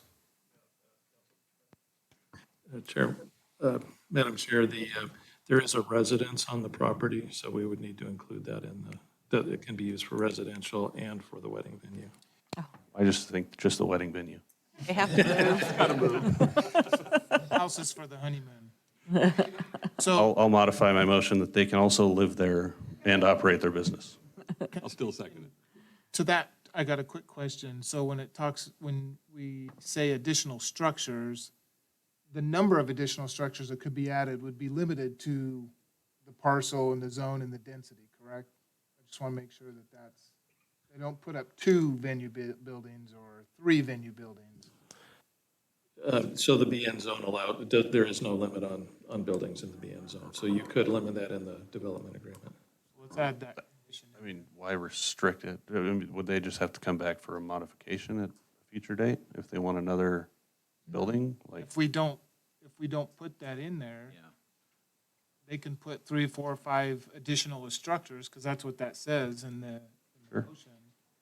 And I think that would be a concern for the neighbors as far as the noise, if now they got 2 or 3 venues that might be going, I don't know, going at the same time. So I don't know, just throwing that out there as a thought. Do we limit the number of structures, venue structures on the property? Yeah, limit the number of venue structures, but not the number of structures. Right. Be specific as to the venue. One section. one venue structure. What's that? One venue structure. okay, that's fine. One venue structure. If they, so like if they want to build like a shed to store some stuff, you know, I just don't want to have them come back for a full DA modification so they can put a shed out there. It's just, I don't know. One additional venue structure. Okay, so motion by Ron, seconded by Tom. All those in favor? Aye. Aye. Any opposed? Okay, that goes on to council. Okay.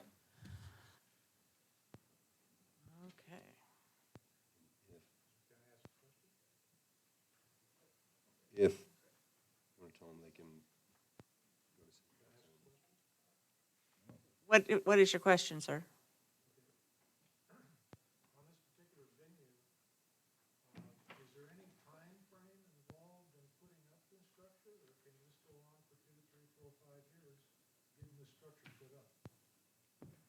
We didn't specify a time, but, you know, they're going to need time to investigate that, so I'm sure you could chat with the applicant and they could tell you what their plan is. And then this is going to council, so if you guys want to testify at the city council meeting, you'll have a chance to do that then as well. All right, thanks. Okay, public hearing number 3. Madam Chair? I have no one signed up to speak on number 3. Do you want to put it to the And end? we are the applicants, so I just recommend that we postpone that one, defer it until later so we can get to number 4. Awesome, I'm for that. Okay.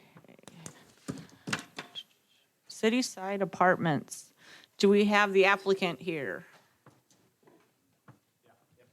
Come on up. Thank you, Chair Selman, members of the commission. For the record, Roman Daniels Brown here today with Julie Rivers. Our address is 1716 North Stagnell Bellow Way in Eagle, Idaho. Here tonight with a little presentation that's coming up here. First want to say I was looking forward to coming here tonight. I have 4 daughters. My third daughter is getting married, and I was getting tired of all the wedding talk at home, so it was great to come here tonight and hear about wedding venues. So appreciate that. Yeah, we may be looking. Appreciate that. So just to give you a quick overview of who we are, Julie Rivers, it's myself. I'm partnered up with my 2 brother-in-laws, Mark Bigelow and Stephen Bigelow. We've been doing developments for about 20 years in different capacities. We've done single family, we've done multifamily, office parks, as well as warehouse. And here today, obviously looking for a conditional use permit for multifamily for a address off of the corner of Karcher and North Middleton Road. Thank you. Appreciate that. This is our latest project we just finished. This, just a quick little view of it. That's the clubhouse, that's the interior. We look to build quality living spaces for individuals. Here's a quick map, an overview of where this is, if you're unfamiliar with it. Again, the corner of Karcher and North Middleton Road there, and another overview for you to see it. Currently, the land is vacant, except for a structure with a farmhouse and a barn right there. And one other view for it, this is the Napa 2040 Comprehensive Plan.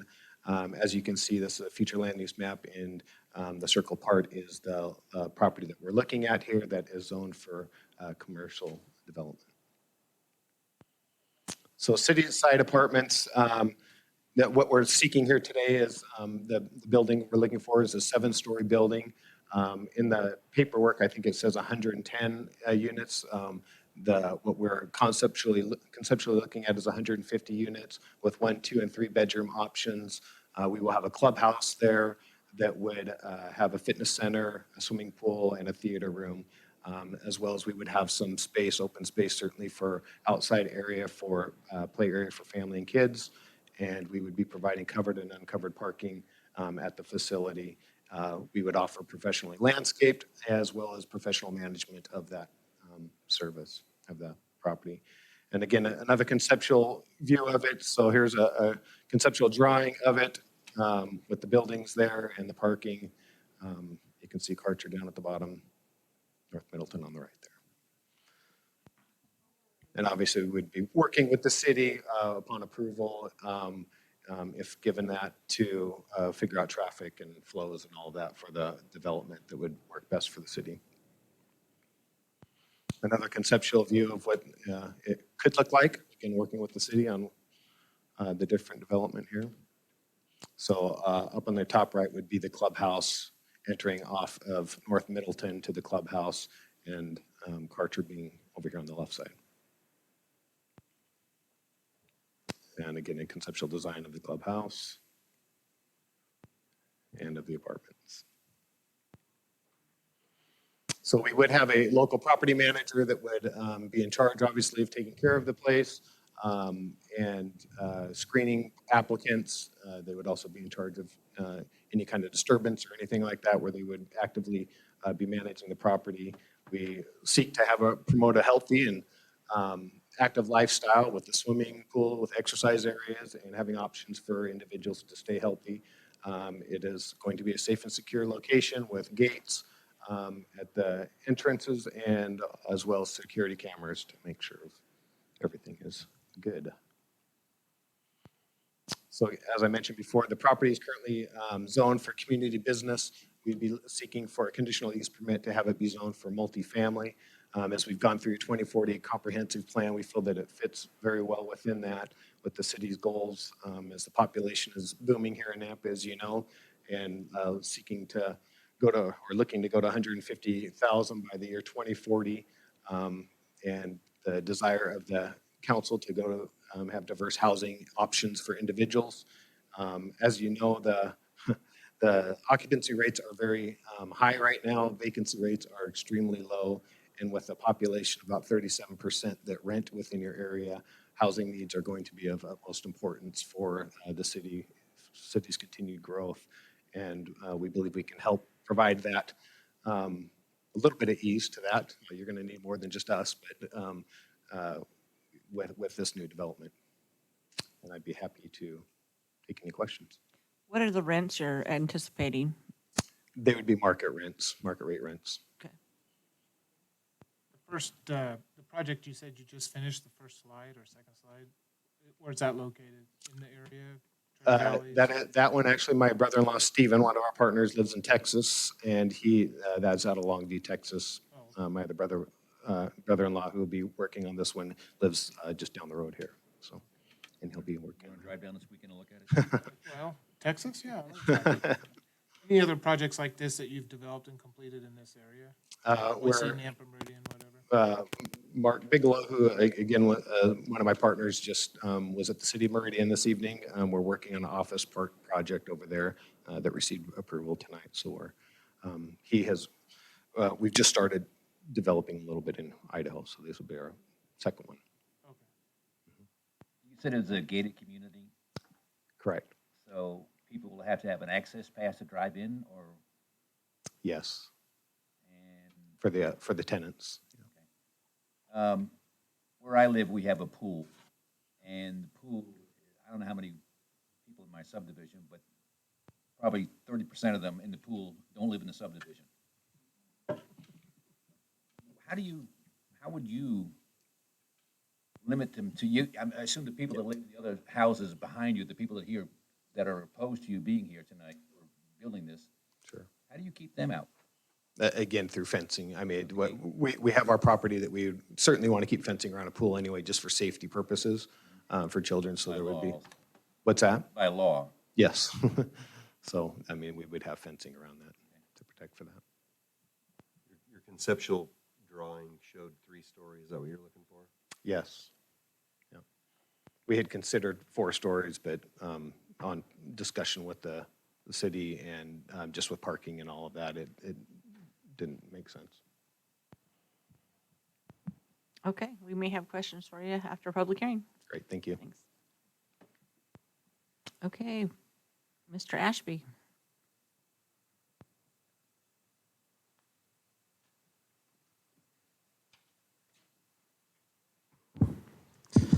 Okay, Madam Chair, Rodney Ashby for the record. Sorry. So the proposal before you is a conditional use permit for multifamily housing in a community business zone for 7 3-story apartment buildings for 110 dwelling units. And as you heard there, or saw there, the layout they've proposed. And just a quick note on this proposed concept that we received, there's where the clubhouse and the swimming pool would go. This is on 6.09 acres. And I'll get into some of the details here. So just a quick history. 2011, the application for annexation and zoning to RS zoning, that proposal was withdrawn. 2013, annexation and zoning to BC and a development agreement, ordinance 4138, which is in your packet, became effective July 2014. In March of 2021, the application for conditional use permit for multiple family residential in a BC zone was submitted. And April 2021, a conceptual plan review was held. And I'll speak about some of the findings from that conceptual plan review a little later on. It's currently in the city of Nampa, and let me go through that. This is the comprehensive plan, future land use map, of course. It's both medium density residential, as you can see, this northern portion, and then commercial to the south. The parcel to the south there that's abutting Karcher and Middleton Road. However, the zoning that was approved for these 2 properties is BC, or community business, which is primarily a commercial designation. To the north is county zoning, residential zoning. To the south is Karcher Road, and then BC zoning, which includes a medical office and undeveloped parcels. To the east is Middleton Road, and then BC zoning, including a gas station and some undeveloped property. And then to the west is Latah Drive and Canyon County R2 zoning, which is a residential zone, and then the Karcher Acres subdivision, and to the north, I guess there's some Karcher Acres subdivision as well.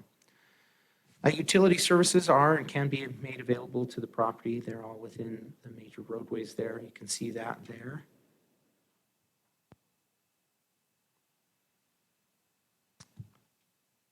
Um, 10.3.2 of our code is the schedule of land uses, and a CUP is required for multifamily development in a BC zone. These are the 10.25.4 are the conclusions of law that you will have to find are accurate or true in order to approve this CUP.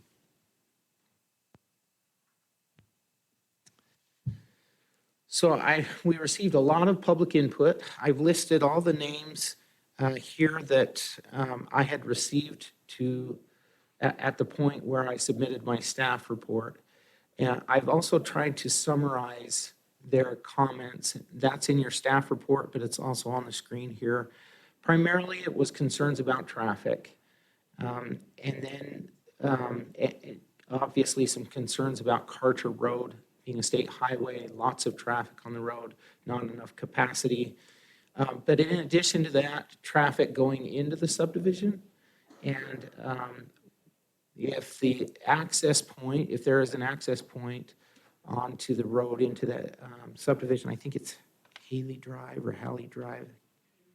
And Latah Drive.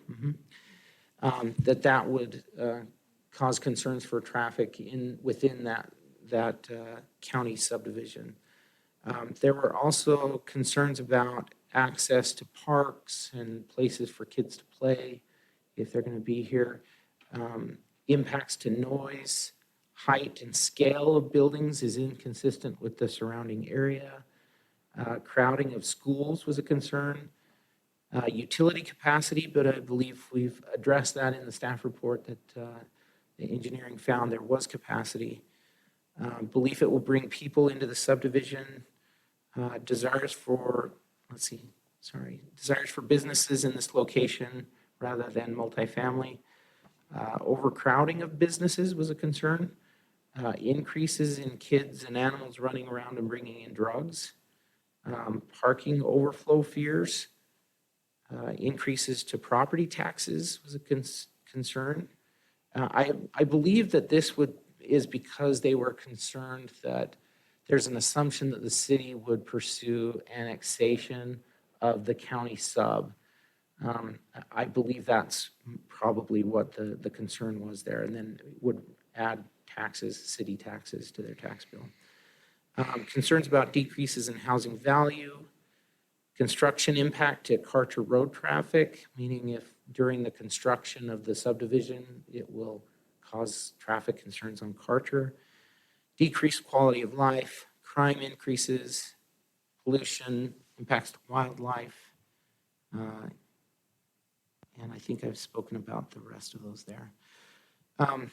So I received all those comments, plus I received 4 additional ones.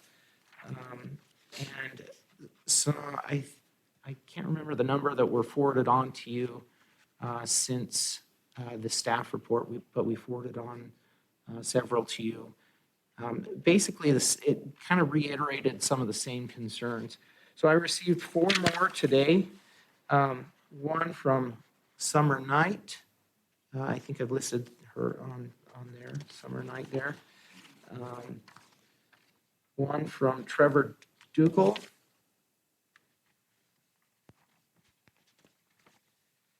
One from Kasia Kelly or Kasia Kelly. And one from Chantal Dougal. I'm sorry about the names. And again, each of those kind of emphasized primarily the traffic concerns, but there were also concerns about property values and scale and compatibility with the existing subdivision in the area. Okay. Correspondence from public input. These are all listed in your packet, but there was a petition of 88 people who signed that petition, and these are the questions that they submitted. If you'd like, I could go through those. Otherwise, they were in your packet. Read them. Read them? No, I've read them. Oh, okay.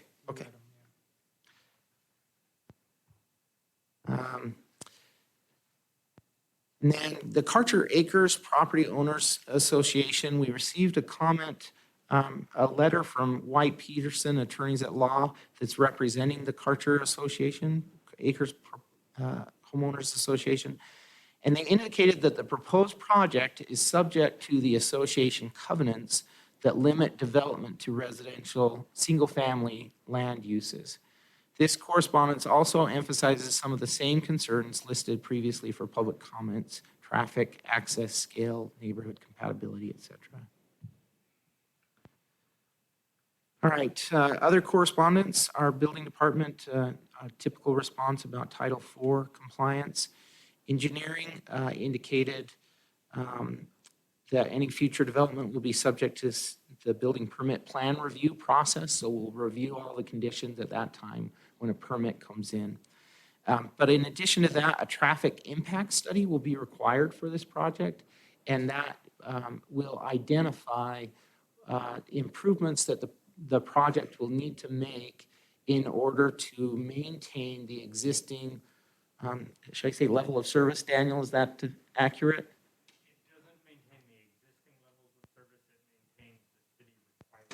Okay, so it maintains the city required level of service, which I think is a level of service D. Okay, and then we received from our land use agency, multi-county agency Compass.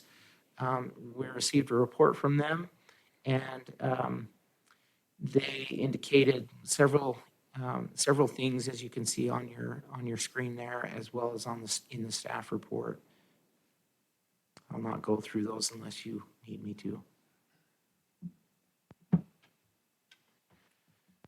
Our police department indicated that there would be a need for increased staff for the police department to serve this property. So they indicated that an officer, basically a half of an officer in addition to what we have now, would be required to serve this. And then a 0.16 of a staff person to support that officer to maintain the current police service levels. I've also indicated the different, in the area, the primary calls that the police department receives and the number of calls in the past year for that area. Nampa Fire Department indicated basically the same concerns, stating that that they would need additional personnel to continue to service at the same levels we are currently serving. And at the very bottom there is the indication of half of a firefighter position is what they would request. Okay, so staff analysis. Land use in the area, there's a church, an urgent care, a Maverick, and a whole bunch of single-family homes that are enclaved, meaning that they're in the county still. There's multiple family dwellings. Multiple family dwellings require a conditional use permit to be allowed in the BC zone. The comprehensive plan, the future land use designation is commercial and medium density residential. However, you're able to, according to our future land use map and the narrative, you're able to stretch that one parcel deep. So that's how they are able to get the BC zoning on the northern parcel there. I've indicated the commercial designation purpose. I've highlighted at 5811, commercial development near neighborhoods. This land use could also be designed to act as a transitional buffer between other more intense non-residential uses and high-density residential uses. I've highlighted 5.5.3 down at the bottom here. This land use setting contains single-family detached homes, patio homes, townhomes, medium-density apartments, duplexes, and condominiums. So that's, again, for that northern parcel that was designated as medium density on the comp plan future land use map. And safe routes to school, Lakeview Elementary, these are the schools that the students of living here would go to. Lakeview Elementary School is 2.36 miles, not within walking distance. Valley View Middle School is 4.2 miles, and Valley View High School is 4.3 miles. All of those are not within walking distance. We do send out these comments to the school district and request their comments back. But as you have seen, we did not receive any comments from the school district on this one.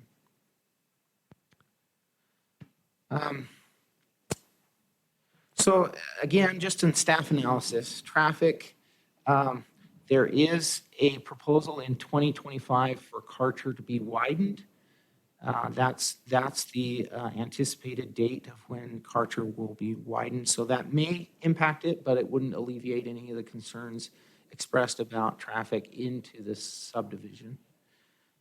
And the commission will need to consider the potential impacts and determine whether the proposed development is compliant with the conclusions of law for a conditional use permit. Crime.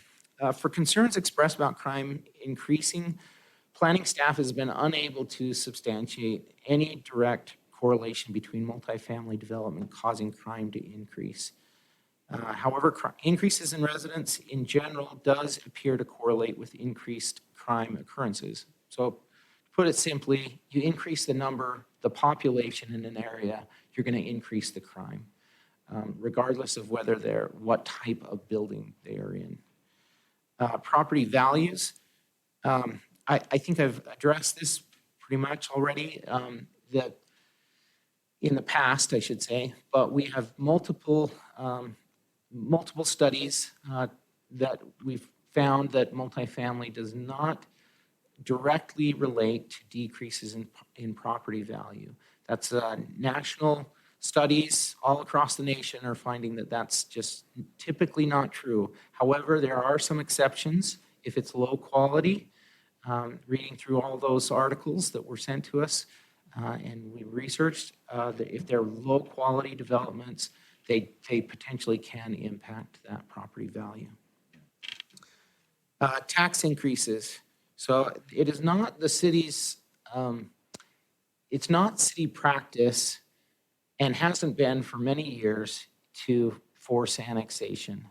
I haven't seen that done while I've been here at all. So I don't anticipate that that's a concern here.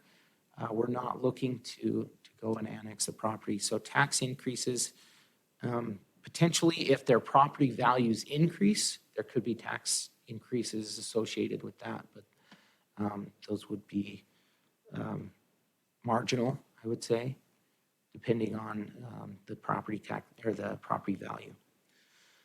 Parking, access, height, scale, compatibility, all those concerns expressed about parking, access, height, scale, compatibility to the neighborhood, impacts to the environmental and wildlife, et cetera, are difficult to quantify, and the commission will need to decide if the conditions of the proposed development and the existing neighborhood are compliant with the conclusions of law for conditional use permit. So I took the petition questions. There were multiple there. Just to save you the time of asking me later, I decided to present them. So the first question that I felt like we could respond to, I think the applicant may need to respond to the first three questions. But the first one is number 4. If it is not historical, will the proposed builder be required to construct at his cost to the turn lane from Middleton Road to Karcher Road? So a traffic impact study will be conducted and the developer will need to comply with all the conditions of the study.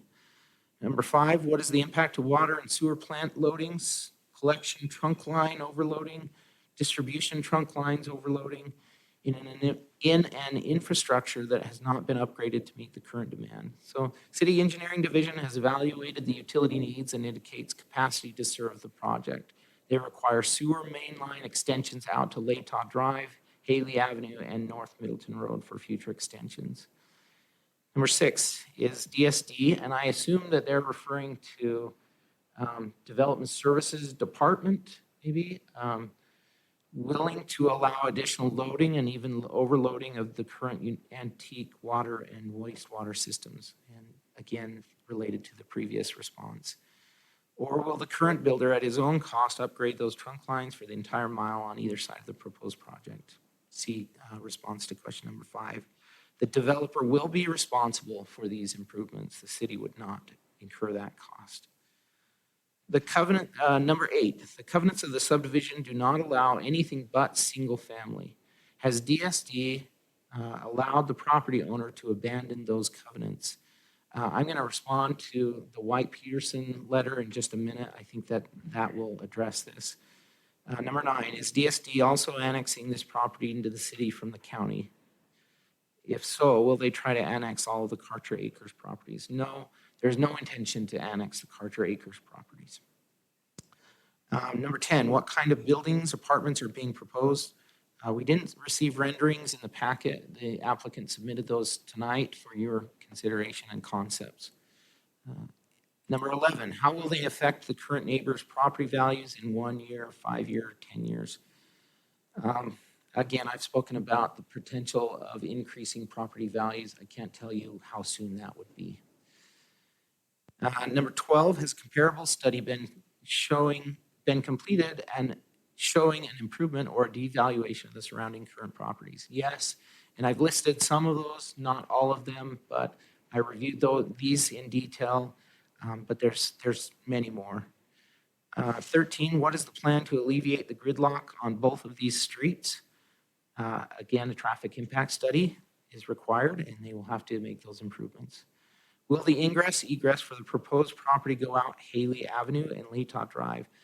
The proposed concept actually shows the only entrance on North Middleton Road and then exits on Middleton, Haley, and Latah, all of which are gated. Number 15, where will the additional 220 to 400 children be taught? I addressed that in the Safe Routes to School analysis. Number 16, why is DSD not charging an impact fee to multifamily structures? Impact fees will be collected at time of development. Okay, so the correspondence from the attorney, they had concern that applicant is subject to the CCNRs of Carter Acres subdivision, not permitting any development but single-family homes. The minutes from the February 25th, 2014 Planning and Zoning Commission public hearing for annexation and zoning to BC indicate the HOA support for proposed annexation and zoning to BC for the subject properties. Since single-family homes are not permitted use in the BC zoning district, this essentially makes this property undevelopable unless a rezone to residential is achieved. So you will have to consider those concerns there. Is this property in a place where a single-family home development could occur? Staff counsels the commission to separate land use entitlement decisions granted by the city from private agreements between property owners, such as CCNRs. The land use entitlement, or the CUP in this case, decision should be based on the conclusions of law outlined in city and state codes. So essentially the White-Peterson letter is trying to encourage you to not make a decision on the CUP, to approve the CUP, because there are private agreements between the property owner and the HOA through CCNRs. So again, that's a private matter that I would just caution you to leave to the private sector. Suggested conditions of approval: if you choose to approve this, the applicant owner shall comply with all city codes, policies, and standards in place at the time of individual property development or redevelopment. And then just as a safeguard, a traffic impact study is to be completed, and the developer shall be responsible to perform all mitigation identified in the study prior to occupancy of any structure. So we've got two motions before you, just one motion, but one to a potential for approval, denial, or a table to a date certain. And I placed on I almost said on the east side, it's late, I guess. On the right side there, the conclusions of law for CUP. And I would stand for questions. Go ahead. I have a question for you. On the access through the gates on the three roads, who would have the authority to do something about the traffic building up, say on Latah, because it's almost close to the road, and if some person fumbled their code to get in and couldn't remember what it was or whatever, and you have 5 or 6 cars backing up out on the road, what would happen? I'm deferring to Daniel on that one. I noticed that. A good move. He was already up and moving before you finished. Madam Chair, Commissioner Kehoe, we would typically on a gated community, we look at making sure that there is stacking for 1 to 2 cars at the gate out of the roadway. My experience with those is that that's a very rare occurrence and not something that has been a problem in the past. In a situation like this where there are multiple ways to get in, multiple gate locations, it's not something that engineering and public works would likely be concerned with. Beyond that, looking at making sure there's 1 to 2 car lengths stacking it at those to get those off of the road to start. If there's a problem with the gate, I would, we would. Believe you just have a trip switch or something. Right.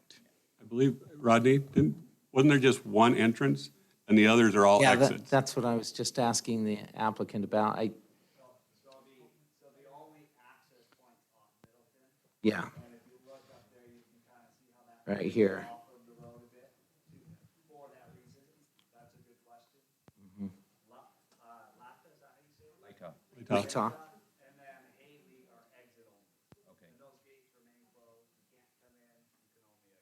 right, answer my question. Thank you very much. Daniel, don't go too far. So, number 5 that was addressed, the impact to water and sewer plant loadings.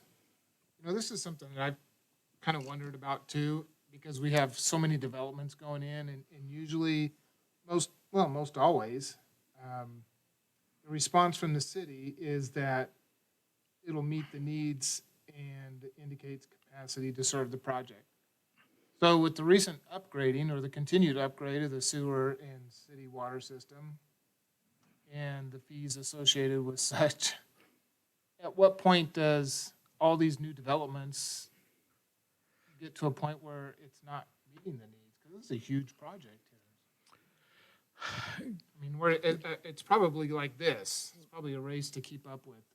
Madam Chair, Commissioner Kirkman, on the domestic water system, it's not a centralized treatment system, so we have various wells throughout the system.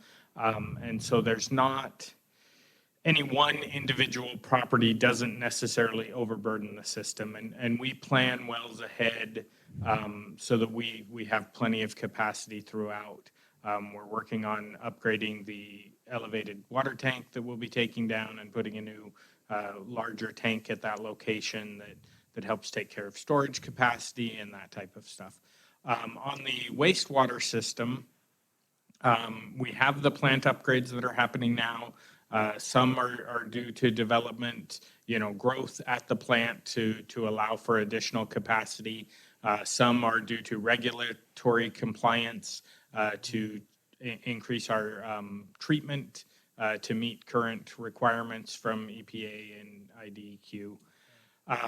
The engineering division, we track that on a continual basis. As you approve plats, we enter those into our tracking spreadsheets to show what our running capacity and available capacity is throughout time as we develop. A preliminary plat or a building permit, preliminary plats vest capacity if it's something that needs a plat. If it's not, they vest capacity when they apply for their building permits, basically. At this point, if I remember the last time I looked at that spreadsheet, we had, I think our highest constituent at the wastewater plant was we were at 85% capacity. So we've got 15% capacity remaining, which equates to a significant number of years of growth. And we are continually upgrading the plant to handle that. Any other questions for Daniel? Thanks, Daniel. Any other questions for staff? Okay, you have a sign-up sheet, Rodney.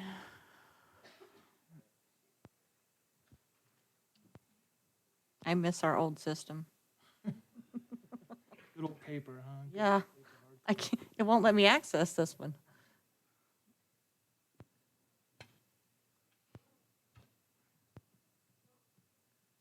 Trying to read it through 5 different plastic shields is like, it makes it very blurry.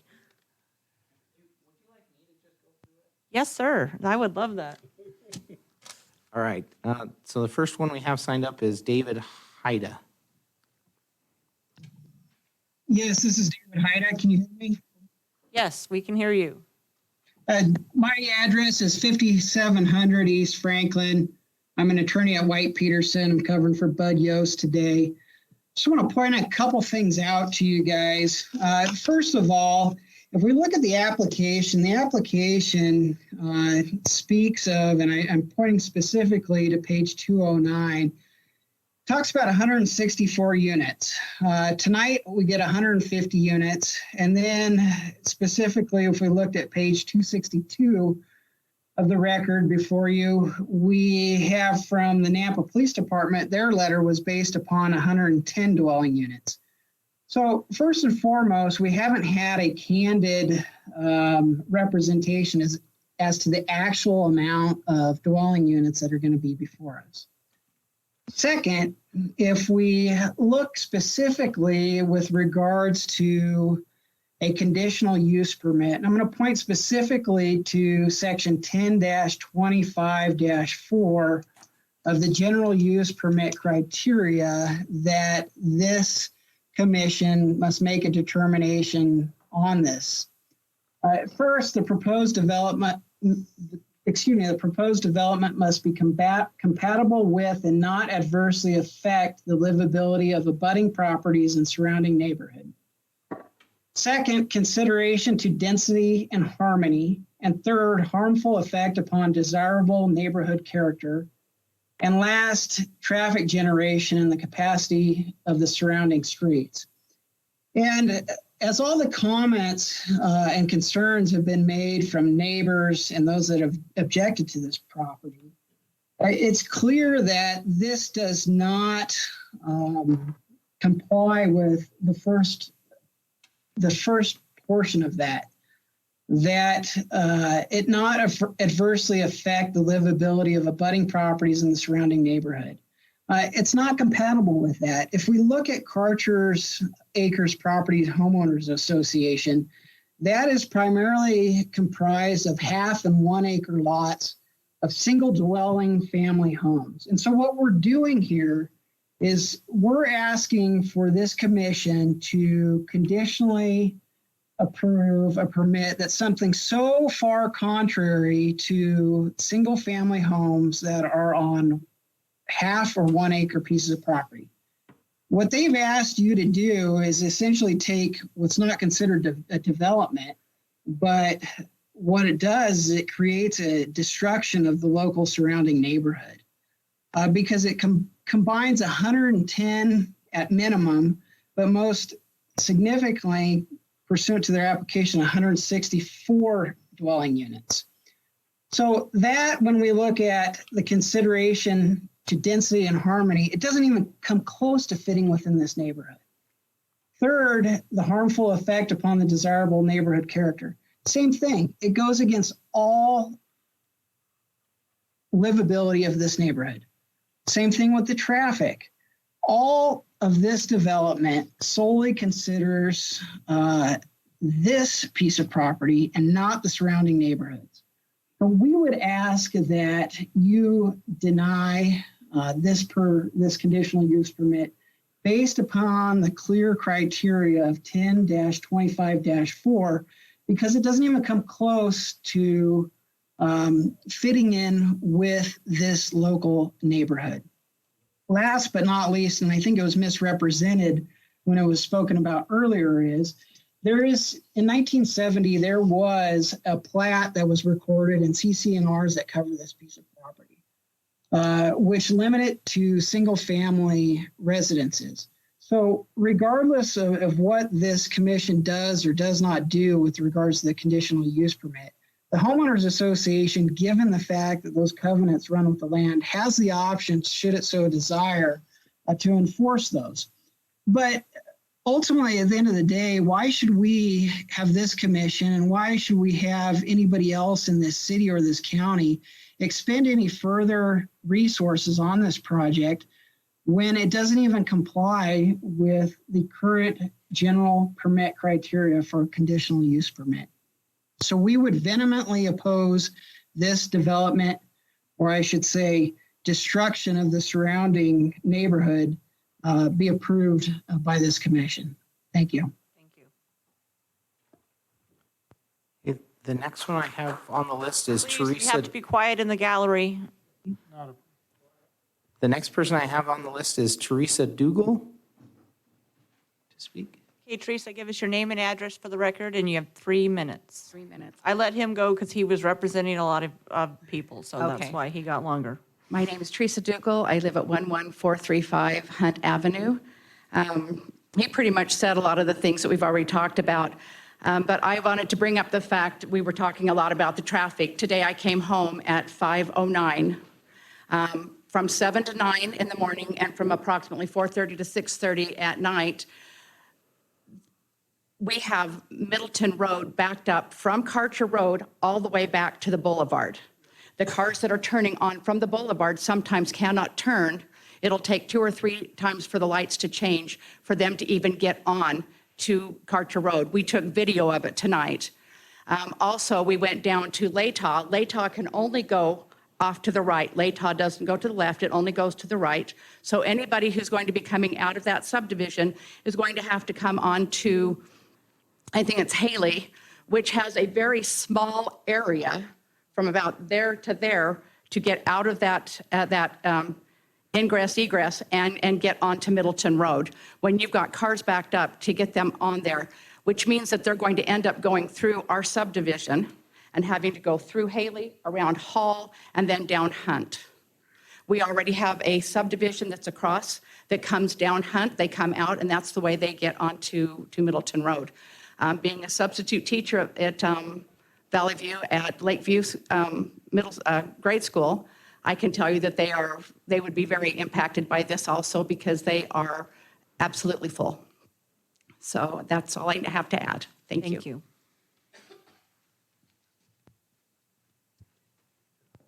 Okay, I have Stephen Bigelow next, but I don't think they wanted to speak. Okay. And then I have Michael Anderson, is that? Andresen? Would you like to speak? I would like to, please speak. Do I just stand here? No, You need to come forward, please. You need to come up to the podium, give us your name and address for the record. Michael Andreessen. I live at 11341 Hall Drive. And I just want to thank you for the opportunity to come here this evening. And I'm here to represent our neighbors and our family. I want to say that we moved into our neighborhood 27 years ago. We like the size of our lot. We have an acre. We chose that because that was the kind of a lifestyle we wanted to live.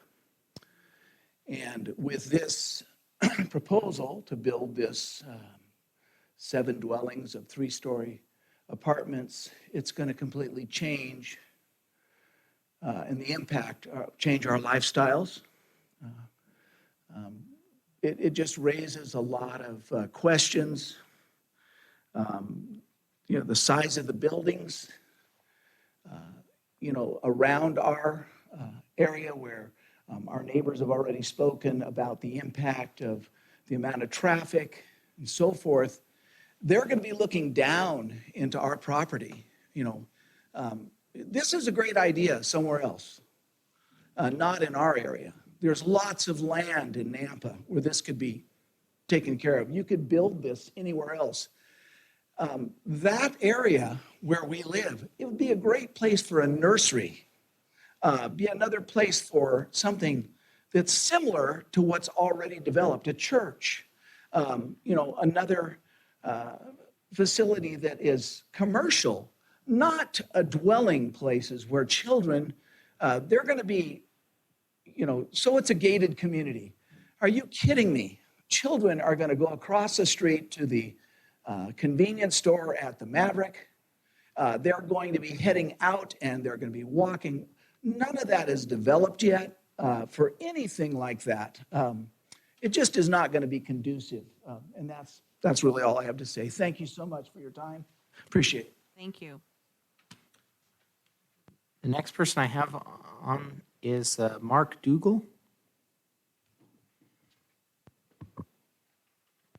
My name is Mark Dougal. I live at 11435 Hunt Avenue, and I concur with everything that's been said against this project. It took me 45 minutes to get from Costco to my house the other day. Now, without traffic, it's less than 5. But there's a lot of traffic lately. I mean, and I love Costco, but don't go there during the daytime. Don't go there in the evening. Don't go in the morning. So the traffic patterns that would occur would really plug up our neighborhood. It would. And the other problem we see so often is, where do the visitors park? They don't have a gate card. And 110 units are going to have some visitors. So are they going to park out on our streets? Most likely they're going to have to park on our streets because they're not going to get a gate card to get in. And even if they do, there's going to be over 300 cars inside that unit area, which most of the parking will probably be gone inside the proposed building there, unless they're building underground parking for everybody. So these are some of the concerns we have, and we obviously, I helped get the 88 signatures, and that's most everybody in the neighborhoods, a lot who couldn't be here tonight, but a lot who said, we just don't want to see the traffic and the people coming through our neighborhood. So thank you for your time. Appreciate it. Thank you.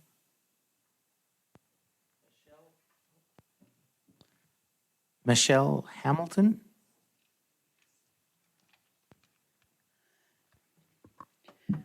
Madam Chairman, Commissioners, thank you so much for hearing me out tonight. I know it's been a long night, and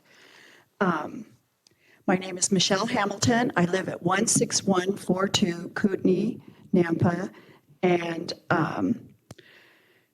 I'm obviously testifying against this. So zoning creates reasonable expectations for future development. When you guys zone, so it tells us what to expect. Property owners make investments based on those expectations. But even more importantly, we make life decisions based on those expectations, like staying in your home for almost 30 years. Granting a conditional use permit changes the use that was expected.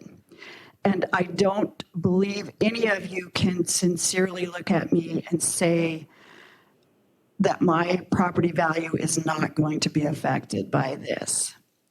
And I look at that map and my heart sunk because I hadn't seen exactly where the buildings were going to be placed yet. But there's going to be a building within 50 feet of my living room.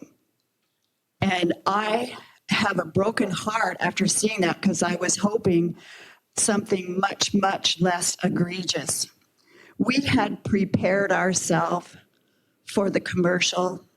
We had realized it was a very sought after piece of land and that we were going to have to accept that there was going to be a commercial building put in there. But to us, we saw something that was open during the day, closed on nights and weekends, all buttoned up tight, and we had our quiet community left in peace.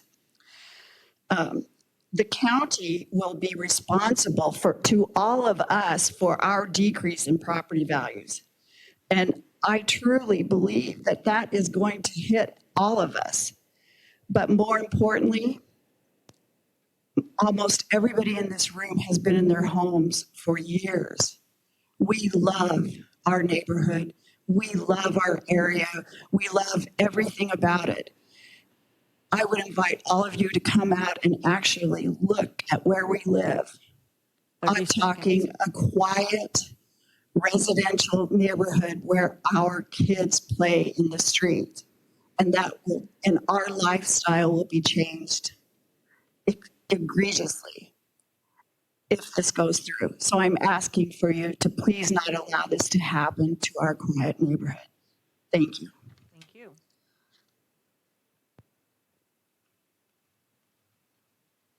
Bill Hamilton.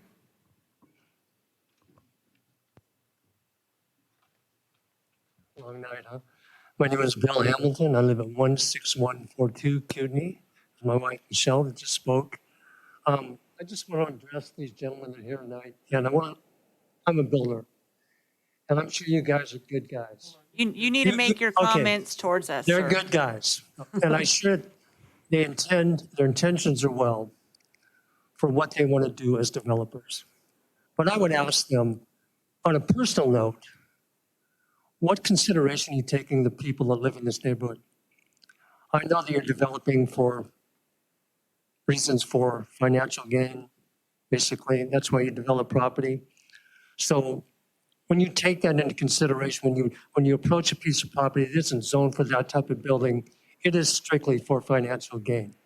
So I would ask you guys, to think about that from our perspective, going into your neighborhood and how you would feel about that for any of us to come in and just seek financial gain for property to develop and how it will really impact the homes and the family and the people that live there. Take a conscious look at what you're doing. And yes, I agree with the gentleman said there are a lot of places to do this development. And I would ask them to consider to look at other places to do that. And I don't want them to take that personally. I'm just saying take it professionally. If you're concerned about quality of life, quality of living, like they stated in the beginning, then take the concerns of the people that live in those residential areas into consideration before you take your own financial gain into consideration. Thank you. Zariah Tanner.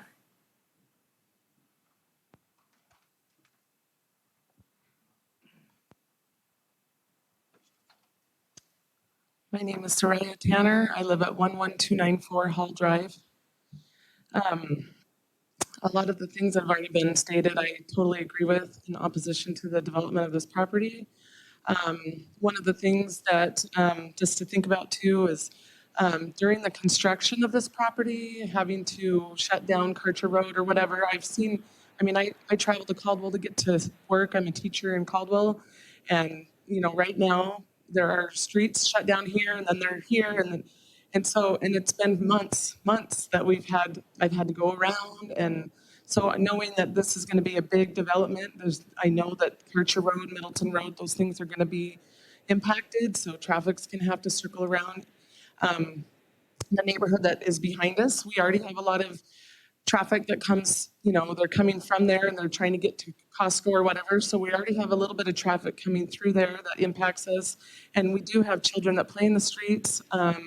We have a lot of people, we've seen a lot of people walking through on their way to Maverick. And we've had things, stolen off of our porch and other things. And that definitely will increase if there are more people.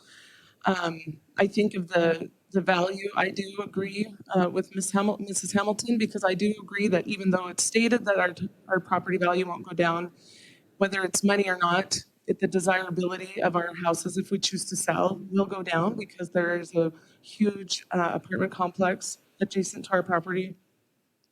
And as a teacher, I see the impact of overcrowding schools all the time. I don't currently teach at Lakeview, but I have done a long-term substitute position there years ago, and that was 9 years ago, and it was already overcrowded. I know that they've since put in several portables to try to accommodate all the subdivisions and other things that have been built. So I do agree that will adversely affect that school. I do just want to really keep the safety of our neighborhood and the compatibility of apartments coming into a residential neighborhood it will change the environment that we live in. And we've lived in our house about 16 years and we've loved every minute of it. Whenever anybody says you should sell your property, you can get a lot of money right now. I'm like, I really like my neighborhood. I don't want to move. I love my neighbors.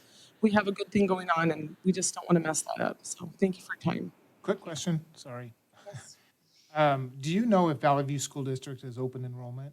Okay, thank you. No. Yep, thank you.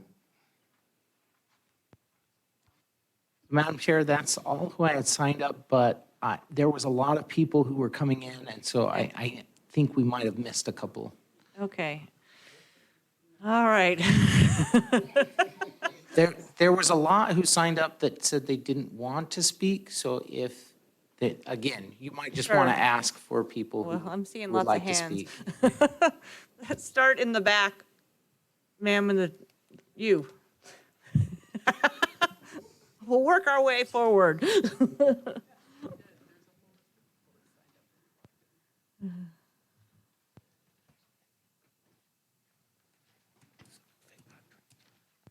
Hi there. Colleen George, I am at 12543 Tokatee Street. Pretty much what everybody else is saying. My neighborhood is actually further down on Karcher, and we kind of got blindsided by the big development that went in the brownstone. They told us that it wouldn't affect our traffic, it would be fine. It's a half an hour, or half a mile down the road from us, and it's very much impacted Karcher Road. I mean, from the freeway to probably Florida, when you're driving in the morning or driving in the evening, you are in the red zone or the yellow zone. There's no turning, there's no, I mean, accidents are happening constantly. We have 1 or 2 accidents a day that are happening, a week, I'm sorry, that are happening. We've had our power out for hours because they've taken out the poles from the accidents. I just think from what he said, with Karcher Road not being worked on until 2025, we cannot handle any more building like this. I mean, there's just no way. And there's one road in and out to the freeway. I don't know if you guys live out that way. You got to drive it. It's horrible. Pretty much, across the street from us, we have Canyon View. It's another development. They've actually closed down their entrance on Karcher Road to make it go out towards the lake to lighten up Karcher Road a little bit. And we can't pull out of my neighborhood. I mean, we have just one way in and one way out on Celeste, and you cannot get out on Karcher Road. It's impossible. So my whole thing is traffic. I mean, I'm a capitalist. I believe, you have your land, do all that good stuff, but this is just not zoned for this type of apartment complex and this traffic. We cannot take this traffic. Okay. That's it. Thank you. Thank you. Okay, can I see a show of hands over here on this side? Yeah. You.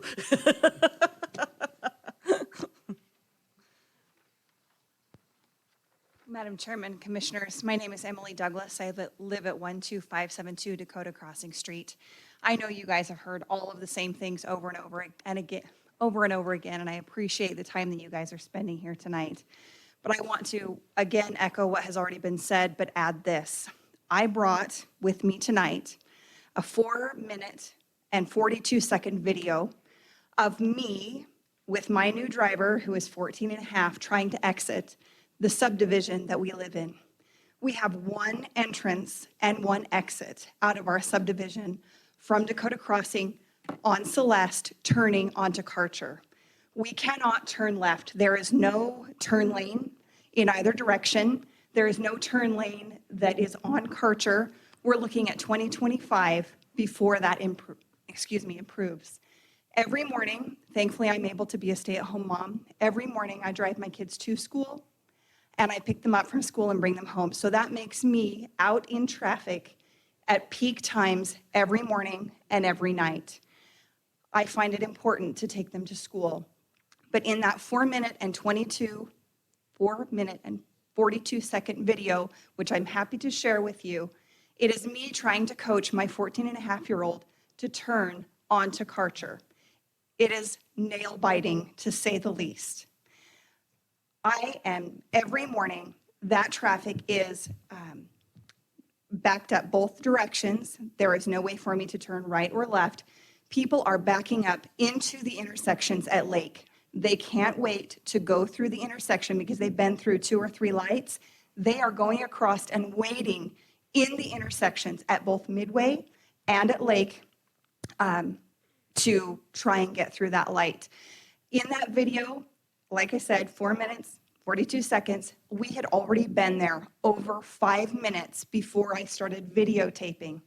That was on a Friday afternoon, about 4 o'clock, and it was actually April 2nd. It happened to be my daughter's birthday. That's why I can tell you the date and time.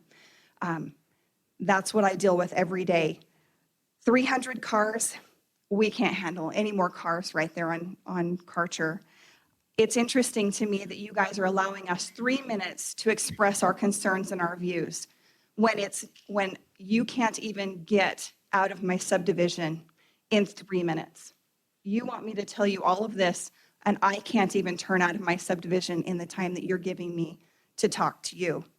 The center divider that is right there at that brownstone, 15 seconds. right there at brownstone that you guys approved, it is constantly mowed down because the traffic, that gated community, the backup into there is just going to be an even worse nightmare than it already is.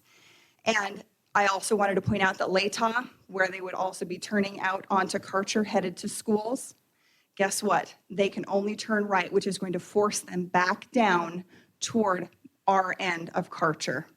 So I thank you again for your time. I'm happy to share that video with you so that you can feel my pain every day, 3 or 4 times a day. So if you'd like that, I'd be happy to share that with you, and thank you for your time. Thank you. Any questions? Madam Chair, I got the list finally. I apologize for that. We do have those on the screen, so if you would like me to continue down. Sure, go. We can. I didn't catch the names of the last 2 people, though. I didn't write them down. When you call them out, they'll say they've already been there. Okay, thank you. Colleen George and Emily Douglas. The next one I have is Devin Douglas. Yay. I like him. The next one is David McCarver.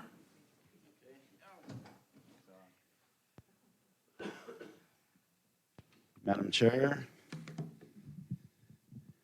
Commission, thank you for letting me speak on this tonight. I'm definitely against it. My name is David McCarver, 16159 Kootenai. So I'm actually an electrical engineer, in case you want to know. So I'm overeducatedly, whatever you want to call that. So I am in agreement with everything that's been said here tonight in opposition to this. Traffic there is horrendous. Karcher already cannot handle what's already on it.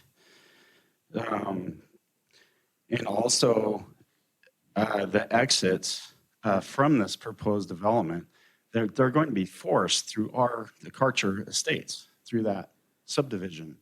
They have to go through it because they have to turn right off of Latah, I believe, onto Karcher. So if they want to actually head into town, they're going to have to come through our subdivision, and they won't be able to go any other way. So also single family adjacent to multifamily zoning. Usually you don't have different zonings next to other zonings. And I know property values, I know it's been said that it actually increases property value. But I know myself, I don't know about you guys, but if you're looking for a single residential house on an acre or more, and it's right next to a multifamily development of this scope, would you buy it? That's my question. Thank you for your time. Thank you.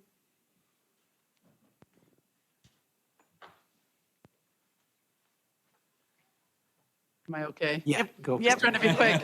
My name's Deborah McCarver. I'm married to the handsome man, David McCarver. This property is going to be essential for you guys. I'm at the same address he is. Is going to be essential to widen that road. It has to happen soon. I think the plan probably needs a review. We've all been inundated, as you know. No one was expecting this when we made the 2025 plan.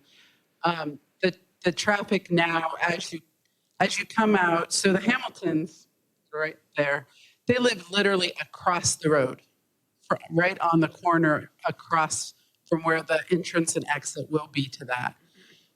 We're just down a little stone's throw from that, very close. We actually work and live at home.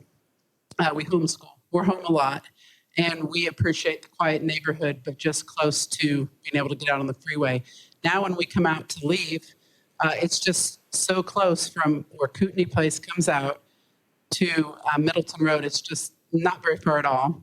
and you get out there and you're not very far to Karcher, but that is now backing up all the way down Middleton. When you finally get out there, it's backed up all of the way from Middleton and Karcher, all the way through past the theater, all the way to the boulevard.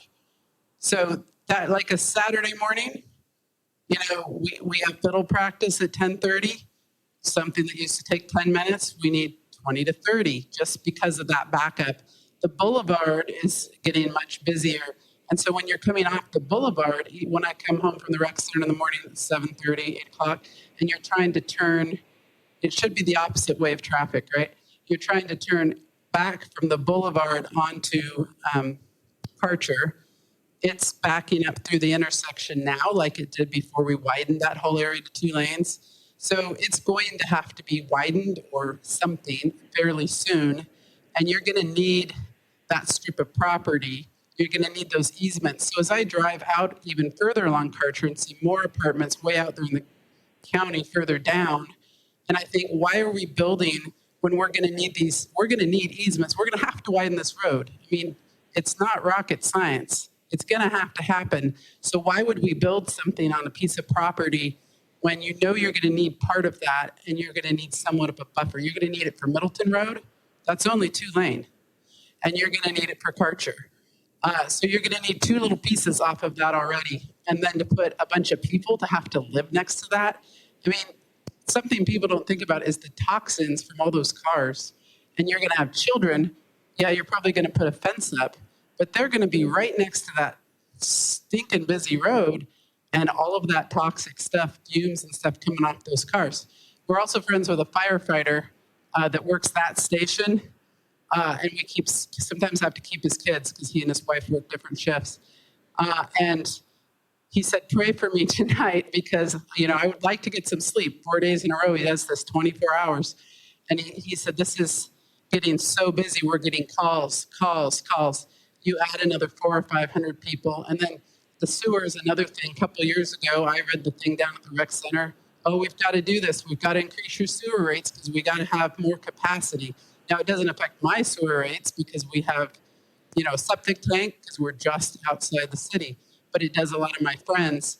And so the capacity may sort of be there, but you're going to have to keep building those plants down the road as you keep putting these in. So I think these are probably really nice gentlemen and experienced developers, and they probably just have the wrong piece of property.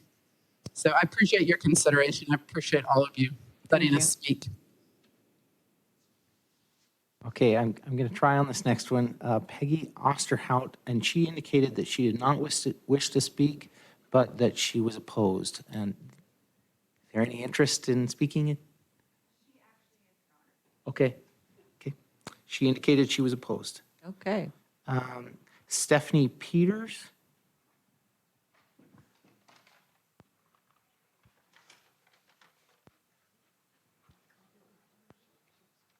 My name is Stephanie Peters, and I live at 26. Hold the microphone down. Speak. My name is Stephanie Peters, and I live at 2609 North Middleton Road. I live between Haley and Hunt. I've lived there almost 40 years. I live there in a 100-year-old house. It's the original house for that property. I got 2 pet peeves about traffic and schools. We are in the Valley View School District. My grandchildren live next door. They are in the Valley View School District. The Valley View School District is closed. They just moved their border. My grandkids can't even go to the same schools that they went to all these years because they moved the border. They used to live across Middleton Road. Now they live on this side. So the schools are packed. When we talk about taxes, he said he didn't think that Nampa was gonna, Nampa schools would raise tax. We have 4 or 5 levies right now on the Valley View School that we pay taxes. My husband and I are disabled. We are being taxed out of our home. They have a plan. I think there's 2 schools next year in the works. That's 2 more levies. This really, it affects, I don't know how many kids would go in there, but if there's 110 families, I'm guaranteeing there's probably going to be 100 kids. And that is, that's a quarter of a school.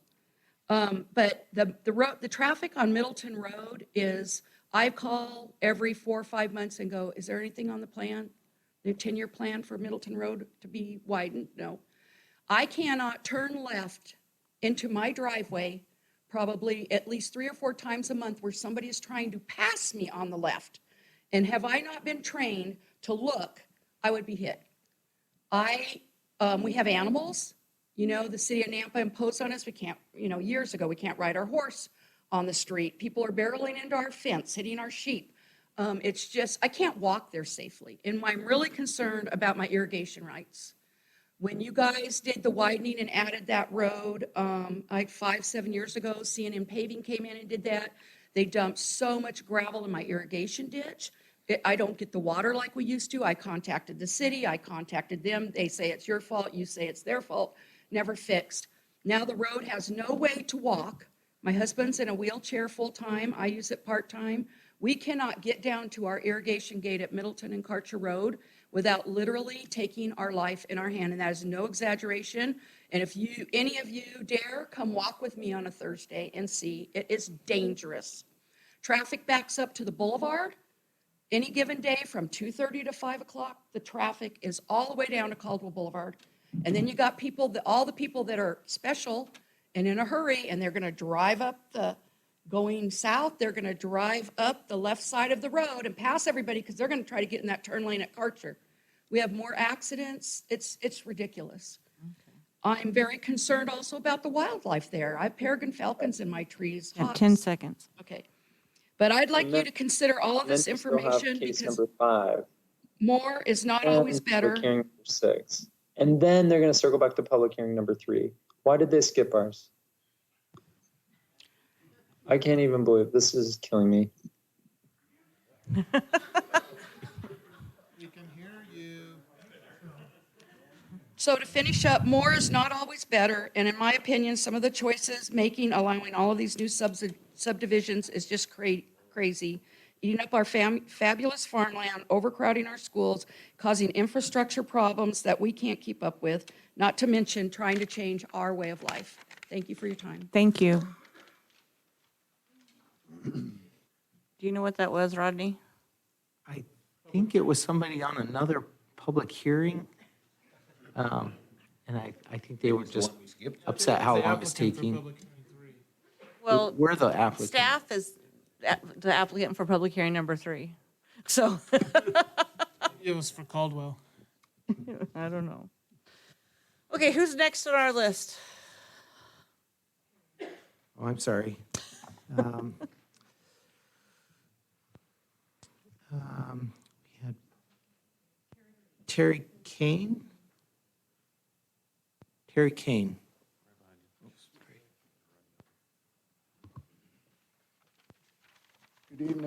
Good evening, and thank you for your time. I'm Terry Kane. I live at 11419 Hunt Avenue, and I concur with everything that's been said on the opposition. Something I haven't heard anything discussed tonight is there's a pioneer irrigation lateral that goes across that property, and I don't know what's being proposed on doing that because there is a lot of people downstream that use that water. It's something that needs to be addressed and looked at. Another thing, if I was be a homeowner or a resident in that subdivision or that development, my concern would be is all the traffic noise, trucks starting and stopping.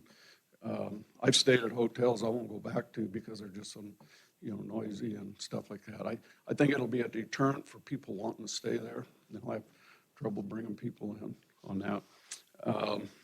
And it concerns me with the change from 110 to 150 units and safety as far as our residents in Karcher Acres that just walk the neighborhood. We've got people I've seen kids in strollers to, 9, 10-year-olds walking by themselves. They're safe right now. It's fun to see them, but it is a concern on that. So, like I said, I can concur with everything else, and I thank you for your time. Thank you. I have Jerry Angel.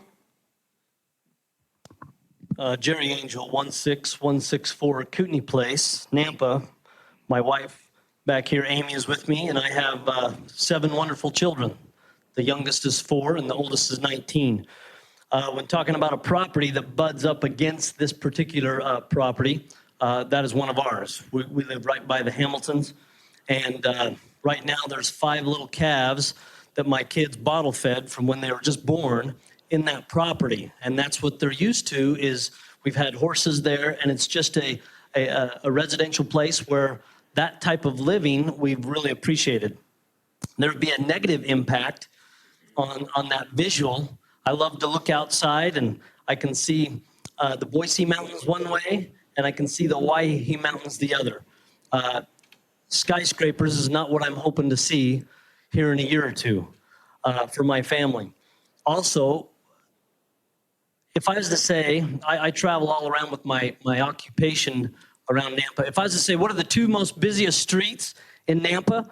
Any police officer would say Middleton Road and Highway 55. That is the exact 2 roads where this is cornering. I contacted Canyon County Lieutenant Brian Crawford, and I said, hey, tell me more about the traffic of those 2 roads. He validated that, as well as I said, tell me about the impact when you have a multifamily, I call them apartments. When they come into an area, what's the crime rate, property damage, as well as violent acts of crime? Does that go up? He said, absolutely. I said, can I use your name in this hearing for that? He said, absolutely. Now, some of you may say it wouldn't go up in the first 2 or 3 years because it's new. Absolutely correct. Have you lived in New York? Have you lived in New Jersey? I have. I've witnessed what these apartments become 10 and 20 years down the road. And I can take you to some of these places and you'll see what it'll become. And that's not what I want for a place that I've lived 19 years. That's not what I would hope for. So it would crush my family's lifestyle, let alone of what we're to see down the road of people that have, I have an acre back in there on Kootenai. Love the place. It's right there in the county. We had a 250-pound hog a couple years ago. We shot him right there on the property. Skinned him, and Mark Dougal, who's already stood, butchered him there. Why? Because it's in the county. We can do that. I had some foxes that came and took our chickens. Called the county. They said, what are they? Just shoot them. That was so nice just to take care of those foxes that way. 15 seconds. In my last 10 seconds, I would just hope that you would say, City of Nampa, is this what you want? Is this what you want, New Jersey and New York? Or do we want Nampa? What do we really want in this area? I want the Nampa that I've known for the last 20 years. Thank you. Okay, and then I had the 2 applicants signed up as in favor. And then last of all, I had Chad Hesse. Yeah, Chad. He's here.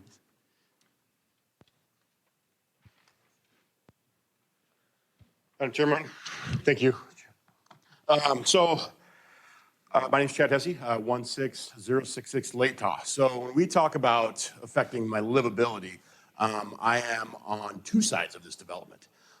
So I want you to put yourself in, you've heard all of the complaints. I agree with all of those, but let me look at it from my perspective. So 15 years we've lived here. I've raised 4 children.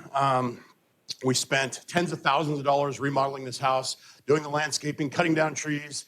My wife's got this beautiful pond out back. We've got a pool. We've got, a horseshoe pit. We've got a fireplace. Now I want you to imagine sitting by all that after all those years of hard work and looking up at a 3-story apartment complex to your right, and then, looking at to your left, and then, in your master bedroom, you get headlights shining directly in, and then, go to your kitchen, open your windows up, and then you get the whiff of a dumpster, it looks like, coming into your house. So I'm very, very upset about this, obviously. I run a small business over here in Nampa. And when I think of making Nampa better, so I try to teach my employees home ownership. What this promotes is being poor, right? These apartment complexes, $1,800, $1,600, $1,700 a month makes these guys, my employees, not be able to ever afford home ownership. When I think of growing, a town in a city that I want to live in, I try to promote things that are going to make their lives better, not hinder them to never be, experience the home ownership. We should be putting value in subdivisions, and allowing these people to get home ownership so they can have that dream and they could build that house rather than sitting in an apartment. And I know there's a time and a place for those. They're great mediators when you're moving and people coming into the area, and I get all that. But, this isn't the time. This isn't the place. And again, I oppose everything and agree with everything that, has been opposed. Thank you for your time. And Thank you. appreciate it. Nobody That's else? all I had signed up. Okay. Right there, yep.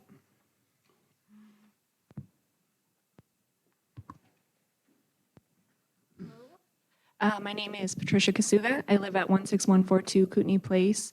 I just kind of want to reiterate what's said at the very beginning on the conference call about this just makes absolutely no sense in our neighborhood. I don't know, you've probably never seen it, but this is not like a couple condos or some townhouses. This is a massive 7-building undertaking that doesn't even include the center or whatever, the little welcoming building. Our home is located exactly at basically our front door would be one of the exits onto Haley Avenue. I have 3 kids. They go to Lakeview. They play with the Angels kids down the street. It's not an exaggeration. Our kids are outside on the street because it's a dead end all the time. And this just, it has absolutely no fit in this area, at all. That's not like, it just, in a standpoint, it doesn't work. And in the development of this, you obviously cannot shut down Karcher Road and you can't shut down Middle Road. So I have no idea how they're going to build this without just completely overpowering Haley and Kootenai Avenue and the trucks and the amount of stuff that would be coming in to build something of this magnitude in that small of a space with that crowded of traffic. I literally cannot comprehend how that will be brought in without completely shutting down Karcher and causing big of a problem. I know traffic's been said multiple times, but it will severely impact Haley Avenue, where our front door is, where my kids play. It would just really impact that and not make any sense at all. And I have nothing against these people, but this does not work. It does not work for our neighborhood in any way whatsoever. It doesn't work for my school. That's not a small amount of people. That's a very large amount of people to come into 7 buildings of, they aren't even sure of their number yet. So I don't want that many kids in my kids' school, and I don't want my neighborhood that overcrowded. So thank you. Thank you. Okay, right here.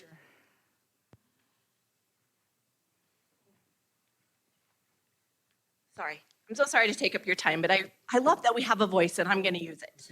Okay, so I am Amanda Cowgill and I live at 16151 Kootenai Place. My husband and I bought our house. It'll be 3 years in July. At the time we had a 3-year-old little boy. We found a ½ acre in Nampa. We left a big neighborhood because we wanted our son to get to play. We wanted him to have a home. We wanted him to have land. I was not thrilled with the location. I'm not going to lie. But for Karcher and Middleton, I thought, I can do this because it's an amazing dead-end street for my son to grow up on. That exit right onto Haley at Kootenai, that's the bus stop. To go a little bit further down, there's a canal. Now, you can threaten your child within an inch of his life. I don't know if any of you have little boys, but they still find little ways. And so that would concern me to have him get on and off the bus. I mean, we do, my mother-in-law does meet him 3 days a week there, but still, it's a concern. I know all my neighbors. My son is in the street with the Hamiltons, with the Angels, literally playing. I just have to open my front door and hear him and know he's safe. Can I do that with 110 or 150 new apartments? Think about that. My son is literally outside all the time. I can't get him to come in. How many people get to say that now? My other thing is, nobody's brought up that the Middleton overpass just reopened up today. So Middleton has been slow because that overpass has been down. So I would just like to consider that. And right now, we are on the edge of the Lakeview Elementary. Right now, during this pandemic, I can't go volunteer at the school. I have Wednesdays off, so I would try to volunteer at the school. Currently, I can't, but I do get to take my son to and pick him up on Wednesdays. Every single day when I drop him off, his principal says, "Good morning, Logan, how are you today? Hey, Ellie, have a good afternoon." This principal knows my child. I'm not saying that can't happen at another school, but with us at the edge of the boundary, we bought our home 3 years ago because this is our forever home. We don't ever want to move again. We want our son to establish roots, get to know friends that he can go to school through elementary and middle school and high school. And I do, and I do plan my weekends around. I'm like, okay, I gotta go to Costco. You gotta be there at 10. Otherwise, it's gonna take you 45 minutes to get home. I understand I chose that location, but I did not choose.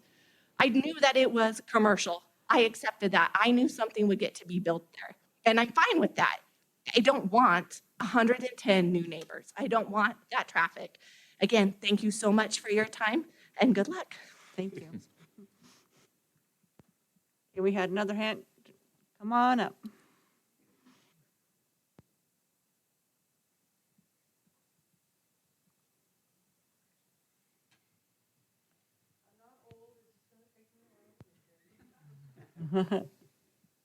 You're fine.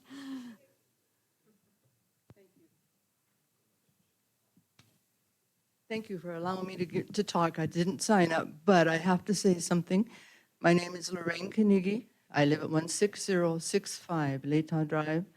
My husband Harry and I have been there almost 50 years, and I believe that subdivision, we were about the third house built in that subdivision years ago.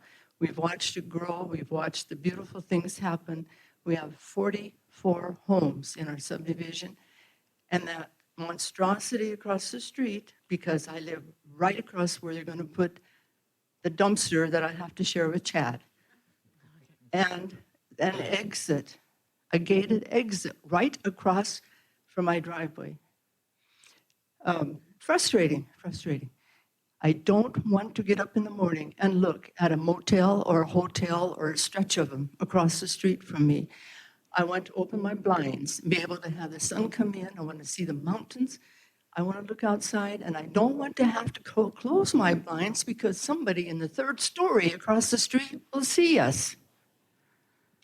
Ridiculous. Sorry, ridiculous. I would just like to say maybe someone, the developer, should think about, I'd invite him to come over to our home and see what the view is like from my front window. I love it now, but I'm not going to if this thing happens. I'd invite you to come, and I ask all of you, everybody, what would you think if that were you, and that's what you have to face after all of these years? And the last thing is 110 units is almost 3 times more than what we have in our entire subdivision. Our subdivision takes up 40 acres. 40 acres for 44 homes versus 6 acres for 110. Thank you for your time. Thank you. Was there anybody else? Sir? Thank you. My name is Michael Sumner. I'm currently the Homeowners Association President for Moss Point subdivision, which is north of Karcher Estates. And we had some concerns too. We're not going to be impacted as heavily as Karcher Estates will be, but we still have concerns that a lot of the excess traffic that's going to be coming out of this development is probably going to end up winding through our subdivision as well. And these are going to be individuals that don't live in our neighborhood that are going to be in a hurry to get to somewhere else. And like it's been stated before, our kids play out there. They don't have to experience high amounts of traffic. And so this is something that would really concern us as parents. Looking at some of these renderings that were provided, it's great we could see them tonight. Unfortunate we couldn't see them earlier. Doing a quick count of parking stalls, it seems like there's around 320 stalls. And so it seems like if we're putting in 160 units or 150 units, whatever ends up happening, like every single one of those stalls is going to be occupied because most residences have at least 2 vehicles. And so all those stalls are going to be occupied. And so we have this fear of this overflow of traffic that's going to be cars that's going to have to go somewhere. In addition to that, we have these many units. If we considered even 2 children per unit at 150 units, that's maybe 300 children right there. Now this small pool and the small rec center, that's really not going to contain these children. So where are they going to go?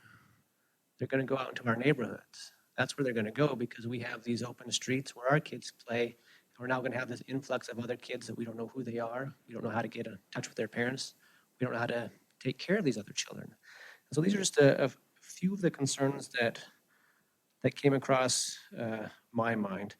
There's another subdivision or another apartment complex nearby, Faith Landing. It's very similar to the one being proposed tonight. Same situation. The parking in this development is just horrendous. If you try to go there to visit somebody, there's really no place to park, and it's just not the best setup. And so this probably is not the best development for where we are at this time. I'd leave those comments with you. Thank you. Okay, one more person, if there's one more person that wants to talk. Okay. Can we get the applicant back up here? Besides the applicant, is there anyone for the project? I don't think so. Okay, lots of things. Did you take good notes, or we're going to rely on my notes? Go for it. But I would just mention a couple things, if I could, just preliminary. Clearly, traffic is an issue in Nampa in general. Long before we ever came, traffic is a big issue along those roadways, and we would agree that expediting any kind of traffic revisions in that area would certainly be helpful for everybody involved. Keep in mind that our request here tonight is a conditional use permit to change this from community business into multifamily. If it's not multifamily, it can be a hotel, it can be a restaurant, it can be other retail things that are going to drive even more traffic than you would see with a multifamily development, that it's an ongoing traffic issue. So I think that's something to consider. The other thing to consider is, again, in your plans, your zoning plans for the city, everybody would like to have an acre lot. Everybody would like to have a half-acre lot, but it's just not feasible unless you sprawl out so far. And then folks that are in apartments too far from services, walking distance to a theater, to a gas station, to other things, just aren't feasible.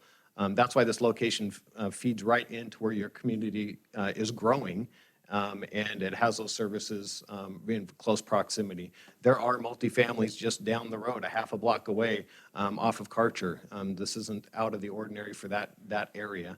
Understanding nobody likes change going into their neighborhood. I've had it personally in my life where new developments have come in, including a 3-story assisted living facility on the backside of our neighborhood. And the fear of it was a lot worse than the reality of it. And I get that, so I don't want to discount anybody's concerns about the project, but I'd be happy to answer any other questions that you have. So how many units are going to be? Our original application was 164. With our concept drawings, it's 150. I'm not sure where the 110 came from, but if that was a mistake on our end, we apologize, but I don't recall having 110 on our list at all. Okay, and so visitors, how are they going to have access to get in there and see people if it's gated? They'll have access through codes and other ways to get in. I mean, typically during the day hours, the gates are going to be open for people to come in and out, at least on the entrance part of it. So. Okay. And then how many parking spaces were you going to have in there? Stephen, he might be able to assist in this a little There we bit. go. He's done some of the planning part of it. What was it, 300 and some odd spaces? I think it's like two per unit. Okay. Yeah. So the requirement is 2 per unit. They would have to have 2 per unit, plus they'd have to have ADA stalls for And that then are the club required. has an additional handful that you got to have also. There's not a lot of visitor spaces then. Well, that's a good question. And I've got a few statistics here that you guys are probably familiar with just from, reviewing studies and national studies and whatnot. So on average, let's see, where am I at? I'm sorry, do we get his name? I'm and- Stephen Bigelow, 4135 August Light Court, representing that applicant. So according to Jack Goodman, Apartments and Parking Research Notes, NHC, and a study that they did, an average single-family home has 2 cars. An average multifamily household has 1 car. And that's a national study across the country. So when we're talking about parking, on average, according to research on the U.S. multifamily projects, each household has 1 parking spot. So we're required to have 2. So I would say we've got sufficient parking for guests. Okay. Irrigation, you guys have to keep that contiguous for the other people, so Yeah, that's part of the required. Design review process, for sure, that's gonna Yeah. happen. Did you guys have any other questions? That's the things I had A highlighted. couple for staff. I have a question. So can you explain how this proposed development is compatible with the neighboring area? Well, I think you kind of talked to it. I don't know if you want to. Yeah, I mean, again, you have zoned it, community business zoned. So this is, you know, whatever's going in there is not going to be single family, and even their own HOAs at this point doesn't allow single family. That's been changed. So a community business, again, if it's a hotel, it can go in there right now without this meeting today. If it's a, you know, Panda Express or whatever, that's going to have traffic going through there, that can happen today without it. So when we looked at the property, we looked at different options, to be honest. And as we looked at the vacancy rates and the occupancy nearing 100%, and with the daughter actually moving to Nampa in the next month and can't find a place to even rent so she can look to buy that house later, it's a real issue that you guys have to address. And this, just the continuity of that in with the city, I think really, you know, makes sense for a planning purpose. But obviously, that's for you guys to decide on how you want it to develop out. And I think Rodney addressed this a little bit in his report. You did a good job on when you talk about transition, right? If you scroll out to that map, you've got the commercial all along the highway, and it goes about to the Maverick, right? And then you're transitioning, you keep going up Karcher, and those are primarily single-family big developments that are going in there, farmland being bought up, single-family. This is a good transition parcel between those two types of developments. No question. As you were putting it, did you guys reach out to any of the affected neighbors, anyone in the neighborhood? As you started to put this together, kind of get their feelings for it or kind of what they thought about this? And I want them to answer. He knocked on a few doors of the direct. Yeah. Okay. Yeah.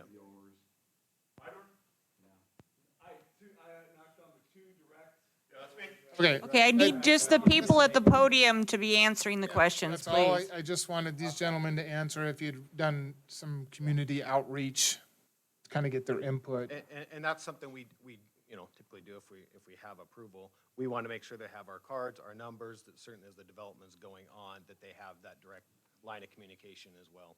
But no neighborhood meeting was held. There was not. Okay. Any other And questions? That's not a requirement, but I was just. No, wondering yeah. that it happened, so. Anybody else have questions for the applicant? Okay, thank you. You had questions for staff, Jeff? One that popped in my head, because we're dealing with, this is probably for Rodney, is he still here? Yeah. I mean, it is getting late, so I didn't know if you snuck out the back door or something. Do we need to close public hearing first, or do you? Yeah, let's close public hearing first. Okay. Okay, make a motion, to close the public hearing. Second. Second. Okay, motion by Steve, seconded by Brett to close public hearing. All those in favor? Aye. Any opposed? Did we lose Michelle? She. I said aye. Okay, there she is. Okay, public hearing is closed. Okay, Jeff. All right. So when we're looking at these conclusions of law and we're talking about and we're considering the surrounding neighborhoods and abutting properties, and obviously we're dealing with something that we're looking to annex into the city, is there, I mean, because this is county land, it's not, I mean, the surrounding neighborhood, especially the ones in question, at least the ones that have showed up, are not in the city. So I guess my question is how much weight do we need to give to those residents? Sounds like a terrible question. That aren't in the city. And I know I'll probably get stoned when I walked out of this building, but.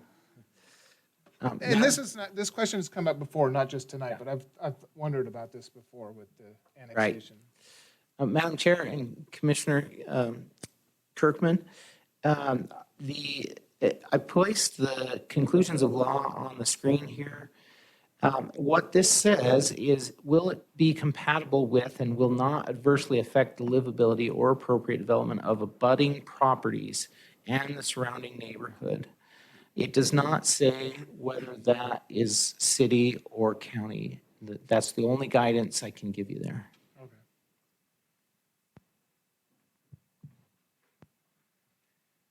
Well, I'll start the discussion then. I do. You know, we had a project like this come up just a couple weeks ago, our last meeting, and I kind of have the same feelings with this. This is in a little bit better location. Traffic always comes up, and I will drive to Homedale if I have to avoid Highway 55 and Middleton Road. It is terrible. And we were looking at these conclusions of law, and, you know, I got asked, will this adversely affect the livability or appropriate development of abutting properties? And my answer to that is a resounding yes. I agree. And the scale, the bulk,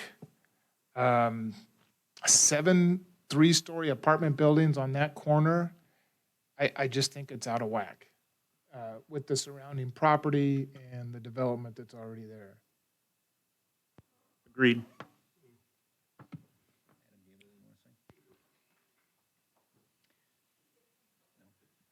I'll chip in here, or chirp in, whatever you want to say. I don't like the location, to be honest with you. I would rather see the restaurant, I would rather see the gas station besides the Maverick. I'd rather see another restaurant. You know, I don't really want to see that many apartments. I think the ideal location for apartments is along the boulevard, Caldwell-Nampa Boulevard. They put apartments up there every once in a while. I know there's no place probably big enough for as many as you want to put in, but if you did 3 different apartments or 3 different sections along the boulevard, you could get the same effect. I just think it's location, location, location, not the right one. That's it. We need a motion. So the people who want to talk. You know, it's interesting, the property value question that comes up. I just thought it was kind of ironic. Everyone's concerned about the lowering of their property values, but they complain about the increase in taxes because the property values keep going up. I thought everyone would want them to go down so the property taxes would go down. So just a piece of irony.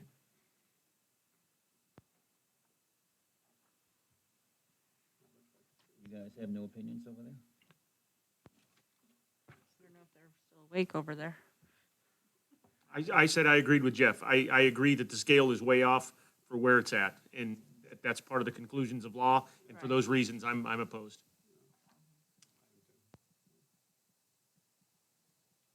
All right. Well, Madam Chair, since nobody else wants to jump into this, I'm not sure I'm going to get this right, but I move to deny the conditional use permit for multifamily housing in a community business zoning district for a 6.09 acre portion of land composed of 2 county parcels addressing as 0 Haley Avenue and 2321 Middleton Road for 100 and whatever it was units in city-side apartments for the gross dwelling. Well, that would be off too. Because the project does not comply with the compatibility of the surrounding neighborhood. I think that's it. I'll second that motion. Okay, motion by Steve, seconded by Jeff to deny the CUP. All those in favor? Aye. Aye. Any opposed? Aye. Okay. Thank you, everyone, for participating in this. All right, you guys get to go home and go to sleep, and we got to stay here. Well, there isn't a, Okay, we're going to take a 5-minute restroom break.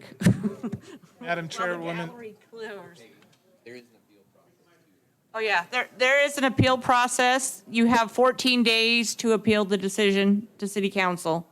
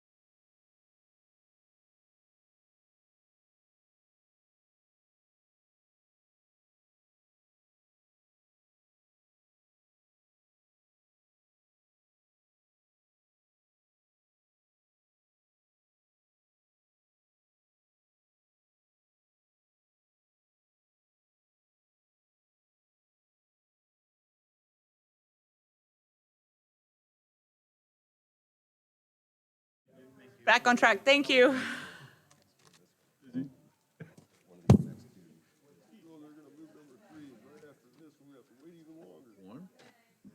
Yeah.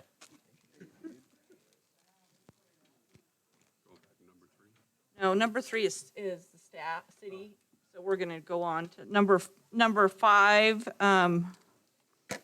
Who is number 5? Let me pull that up. Lava Falls, Nick Barnes. Not here? Yes, ma'am. Online. I'm here. On the line. I'm not used to hearing voices from beyond. Okay, we're ready for you to tell us what you want to do. I believe our stuff's fairly simple and straightforward. It's a subdivision that's, obviously under construction, approved, and phase 1 is recorded and vertical construction is happening. It was kind of brought to our attention, as well as we thought the current zoning through, that there would be potential impact to homeowners in the subdivision as they start closing on their irrigation bills, just being more than they needed to be, as it's currently zoned RP, I believe, and it makes more sense for it to be R6 just to pull them out of that irrigation, additional costs and so forth. So we ask, please, that we can get that done after hearing what I just heard for the last 2 hours. Please. We want a purdy, please. Purdy, please. Please, may I? All right, well, we'll hear from staff and try and make this not last as long. Okay, Parker. All right, thank you, Madam Chair and Commissioners. The action requested tonight is the recommendation of a zoning map amendment from RP to RS6 for Lava Falls subdivision. It is 11.84 acres, surrounded by county to the north, west, and RS6 to the south, RA to the east. So it was annexed and zoned RS5 in 2004. Comp plan amendment rezoned to BC was denied in 2010. It was then rezoned to RP with a CUP for storage in 2012, and that CUP expired after 6 months. So we're left with a RP zoned property. Preliminary plat was approved in 2019. And here we are today. Building permits have been issued. Property is being developed. And as the applicant stated, the change is strictly for billing purposes of irrigation. They're being assessed the irrigation at a commercial rate compared to residential, which would be an RS zone. Okay. The requirements wouldn't, the subdivision fits within the requirements of an RS6 subdivision, so there wouldn't be any additional requirements there. Conclusions of law, I won't go over those. They're in your staff report. Title IV regulations would apply. Here are recommended conditions and the motion, and I will stand for any questions. There's no landmines in here anywhere. By doing this, we're not going to do anything else. It's going to screw up something. Commissioner, you would actually be making it better because it would only be residential uses would be allowed compared to commercial. Correcting it, yeah. Make a motion to close public hearing. Is there a? Second. Nobody here. Well, there might be somebody online, so is there anybody signed up to testify on this? Mr. Ashby, wake up.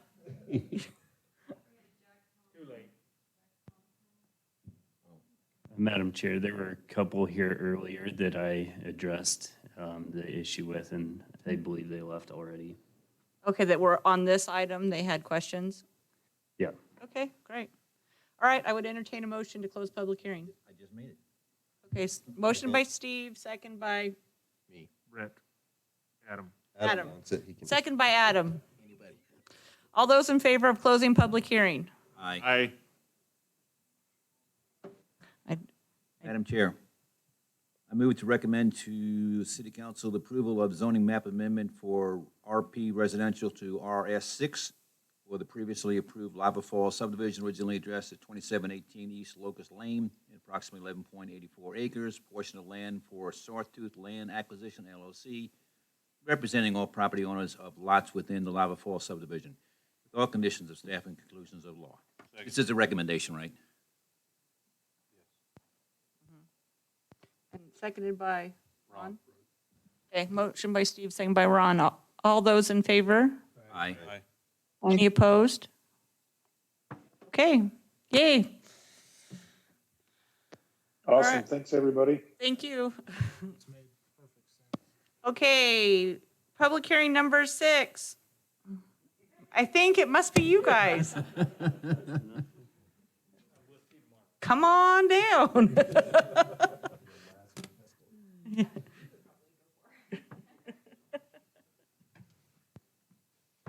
Good evening. I'm Sandra Rathie, Creations Unlimited, 5508 Barkley Way in Caldwell.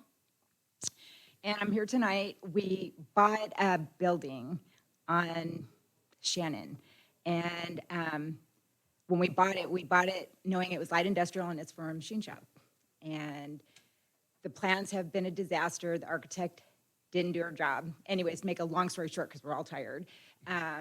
When we go to get the CUP, they tell us that it's not zoned, it's zoned light industrial, but it was zoned light industrial warehouse. So we can't put our machine shop in there, and we've already sold our building. Well, we'll have to fix that for you. Excuse me? We'll have to fix that for you. Thank you, that would be awesome. Okay, well, let's hear from staff, and I don't think we have anybody here that's going to give public testimony, so we should get through this. Thank you, Madam Chair and Commissioners. The action requested is the approval or denial of a conditional use permit for a machine shop in a BC zoning district at 175 Shannon. This is in the Broadmoor Business Park that we just went through earlier tonight. It is designated commercial in the comprehensive plan, 1.3 acres. Surrounding land uses, BC to the north is Norco, south BC and IL. To the east is BC, that's Precision High Pressure. To the west, also zone BC, is the Awaken Church and Idaho Arts Charter School. All public utilities and services are available and present. Building permits have been issued and the property is being developed currently. And the property is also being in the process of being subdivided, as we saw earlier tonight. Conclusions of law for conditional use permits needs to be compatible with and not adversely affect the livability and appropriate development of abutting properties, provide convenient and functional living, working environment, enhance the successful operation of the surrounding area, and provide an essential service. Analysis, generally, land uses that surround the property are industrial in nature with some commercial aspects. The exception would be the Awaken Church and our Idaho Arts Charter School across Broadmoor. There's currently a shortage of industrial properties within Nampa, and it's in the public interest to allow more industrial businesses, while also preserving the commercial nature. Generally, machine shops create an abundance of sound pollution and may be visually unappealing. Being that it's near a school and church, conditions may be added to help prevent such issues. Development would be subject to Title IV as requested by the building department. Economic Development submitted a letter that they are in support of the request, and they anticipate that they will be good neighbors to the surrounding businesses. These are the potential conditions if you wish to approve, in addition to any conditions that you would like to add. And here's the potential motion for you, and I will stand for any questions. Any questions for staff? Is there anyone signed up online or anywhere to testify? Anybody here want to speak?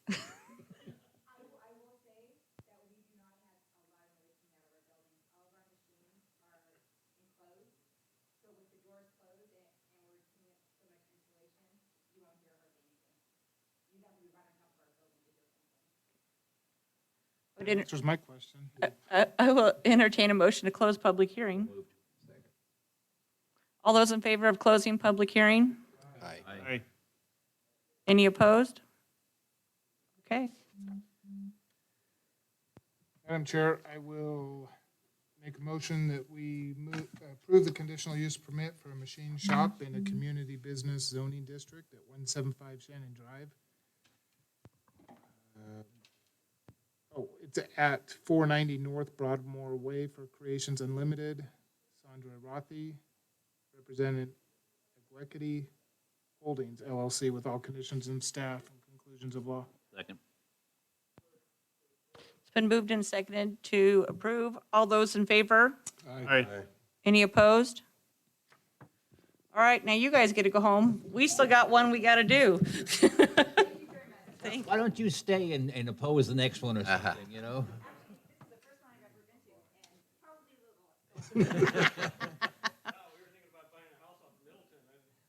Yeah, forget that.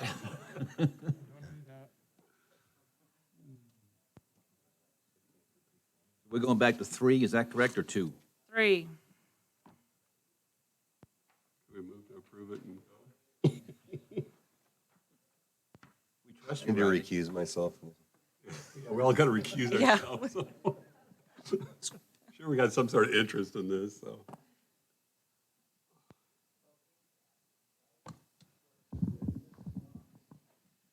You ready? Yep, we're ready as we're going to Okay. get, Rodney. We're trying to stay I away. believe there's one person online now.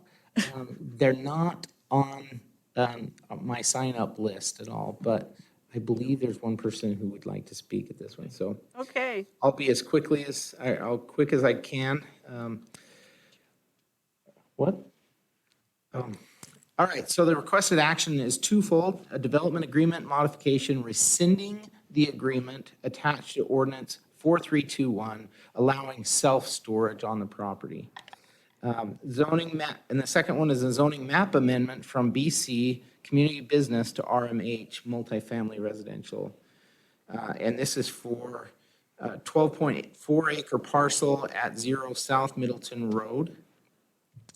I'll show you the location here, just north of Roosevelt, off of Middleton. So the properties were annexed into the city limits in July of 2017 with that development agreement to allow for storage units. So they had a concept plan in there for storage units on this property. And after many years of it not developing, the city council wished to get rid of any potential options for storage units. And so our code says that we have to go back to them. I probably should show you the comprehensive plan, but I guess I'll get to that. We had to go back to the property owner and just notify them that we have an intention of rescinding the development agreement. And they asked for us to, when we rescind the development agreement, to rezone it appropriate to the comprehensive plan. So the current, or the surrounding zoning, as you can see there, is RS7 BC to the south and to the west, and then RS 8.5 to the east, and then some county open ground. Services, the city's sewer, water, and pressure irrigation systems are currently limited to water, 12-inch main line in the east side of South Middleton Road. The sewer is a 21-inch trunk line at the east side of the site. Pressure irrigation is a 12-inch main line near the center line of South Middleton Road. Oh, and the property will need to be annexed into the Nampa Municipal Irrigation District at the time of development. Okay, so the future land use map, this is a little bit unique in that it is high-density residential. We don't have a lot of these around the city, and this one is surrounded by medium density and then some healthcare to the north, and then commercial to the southwest. Surrounding zoning, I've already talked about. I've already talked about the utilities. So applicable regulations, the DA modification or the development agreement modifications is, as I've described, if it doesn't, within 2 years, hasn't developed out, then we can go through that procedure to rescind it. And we did that. We notified them as a 6-month notification, and that is complete. And so they have requested the RMH district because it meets that high-density residential district on our area on our comp plan. So here's the lists. These are all in your packet, but these are quite a few different types of dwellings that can be done in the RMH zone, as you can see. And I'm happy to go through those, but I'm going to continue on in case, unless you tell me otherwise. Rodney, just have one question. Yeah. With the application for the Middleton and Karcher Road, would they build that here? They could build that here. Might want to give them a call.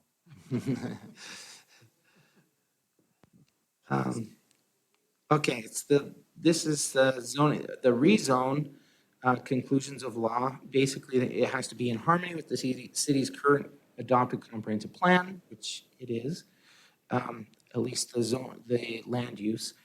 A proposed use or set of uses that would be at least reasonably compatible with the existing adjoining property uses, and it would establish an area of zoning the same as or compatible with immediately adjoining districts, and would not create a spot zone, which it doesn't because the comprehensive plan allows that, and then it should be in the interest of the public and reasonably necessary. Okay, so the RMH zone, chapter 12, provides for high-density multifamily housing, just like was proposed on the other one. Rescission of the development agreement would include rescission of this concept layout for storage units.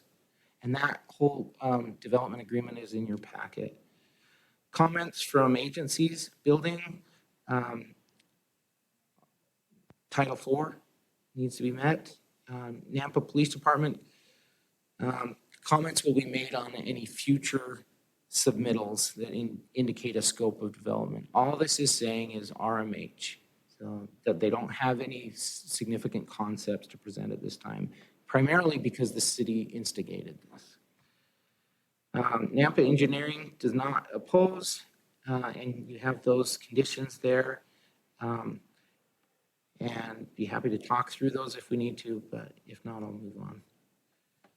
Staff analysis, land uses in the nearby area are a mix of single-family residential, potential commercial, existing commercial, public education, and county residential. Just a quick note, as was indicated on the last project that I presented on, multifamily housing does have less traffic than commercial types of projects. I know that's really hard for people to understand, and it's hard to see. They picture these people coming and going. And we've just found nationwide that that's just not true. Commercial has greater traffic than multifamily. Comprehensive plan, the future land use designation is high density, public interest. Nampa has determined that it is not in favor of allowing storage facilities in abundance with the city limits. So city officials have indicated a desire to get rid of them, basically, get rid of that option.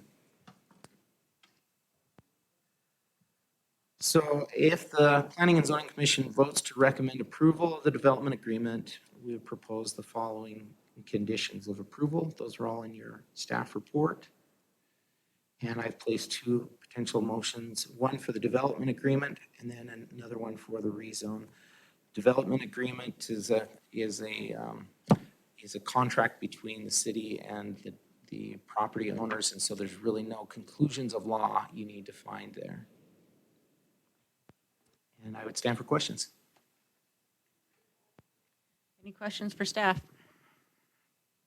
Straightforward. Or sit for questions. Okay, do we have somebody that wants to testify? I think there's a name of Costin Purview.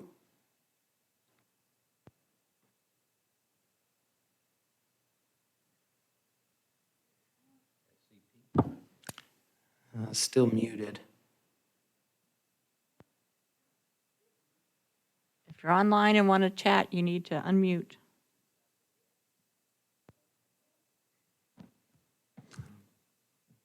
Okay, they just want to hear, I guess. You said you talked to them, Rodney? No, I didn't. I just saw that they were The fact that online. it's CP up there means they're still on, they're still listening. Well, they're still connected. They could Yes, be they could asleep be in their bed with their computer on. I'm sitting on the lap. That's what I'd be. Yeah, me too, but. What was his name again? Mr. Purview, if you're with us, would you please unmute your machine, please? Hit the mute button again and it'll unmute There it. you go. Yes, sir. Would you please tell us what your comments are about this application? I have no comment on it. I just wanted to see what was the whole point on the Middleton property. I work for the people that own the property south of it. And we just didn't understand at first what was going on with it. So I was just getting the insight. That's it. And then just hanging around for all this extra fun stuff. Yay. Oh my, yeah. I have a new respect for people, especially in your position. Thank you. You have a good evening. Thank you. Bye-bye. Okay, I would entertain a motion to close public hearing. Who did the second, Ron? Okay, motion by Steve, second by Ron to close public hearing. All those in favor? Aye. Any opposed? Okay, public hearing is closed. What do you want to do with this? Already closed my book, somebody do it quick. All right, I will move to recommend approval to City Council, a development agreement modification, rescinding the agreement attached to ordinance number 4321, which allows for self-storage on a 12-acre parcel at South Middleton Road. For City of Nampa, representing Endurance Holdings LLC with all conditions of staff. Okay, motion by Jeff, second by Tom. All those in favor? Aye. Any opposed? Okay, the second motion on the rezone. I will again move to recommend approval to City Council, the zoning map amendment from BC to RMH for the 12-acre parcel at South Middleton Road. For the City of Nampa, representing Endurance Holdings LLC with all conditions of staff. Motion by Jeff, second by Tom again. All those in favor? Aye. Any opposed? Okay, and that will conclude tonight's meeting.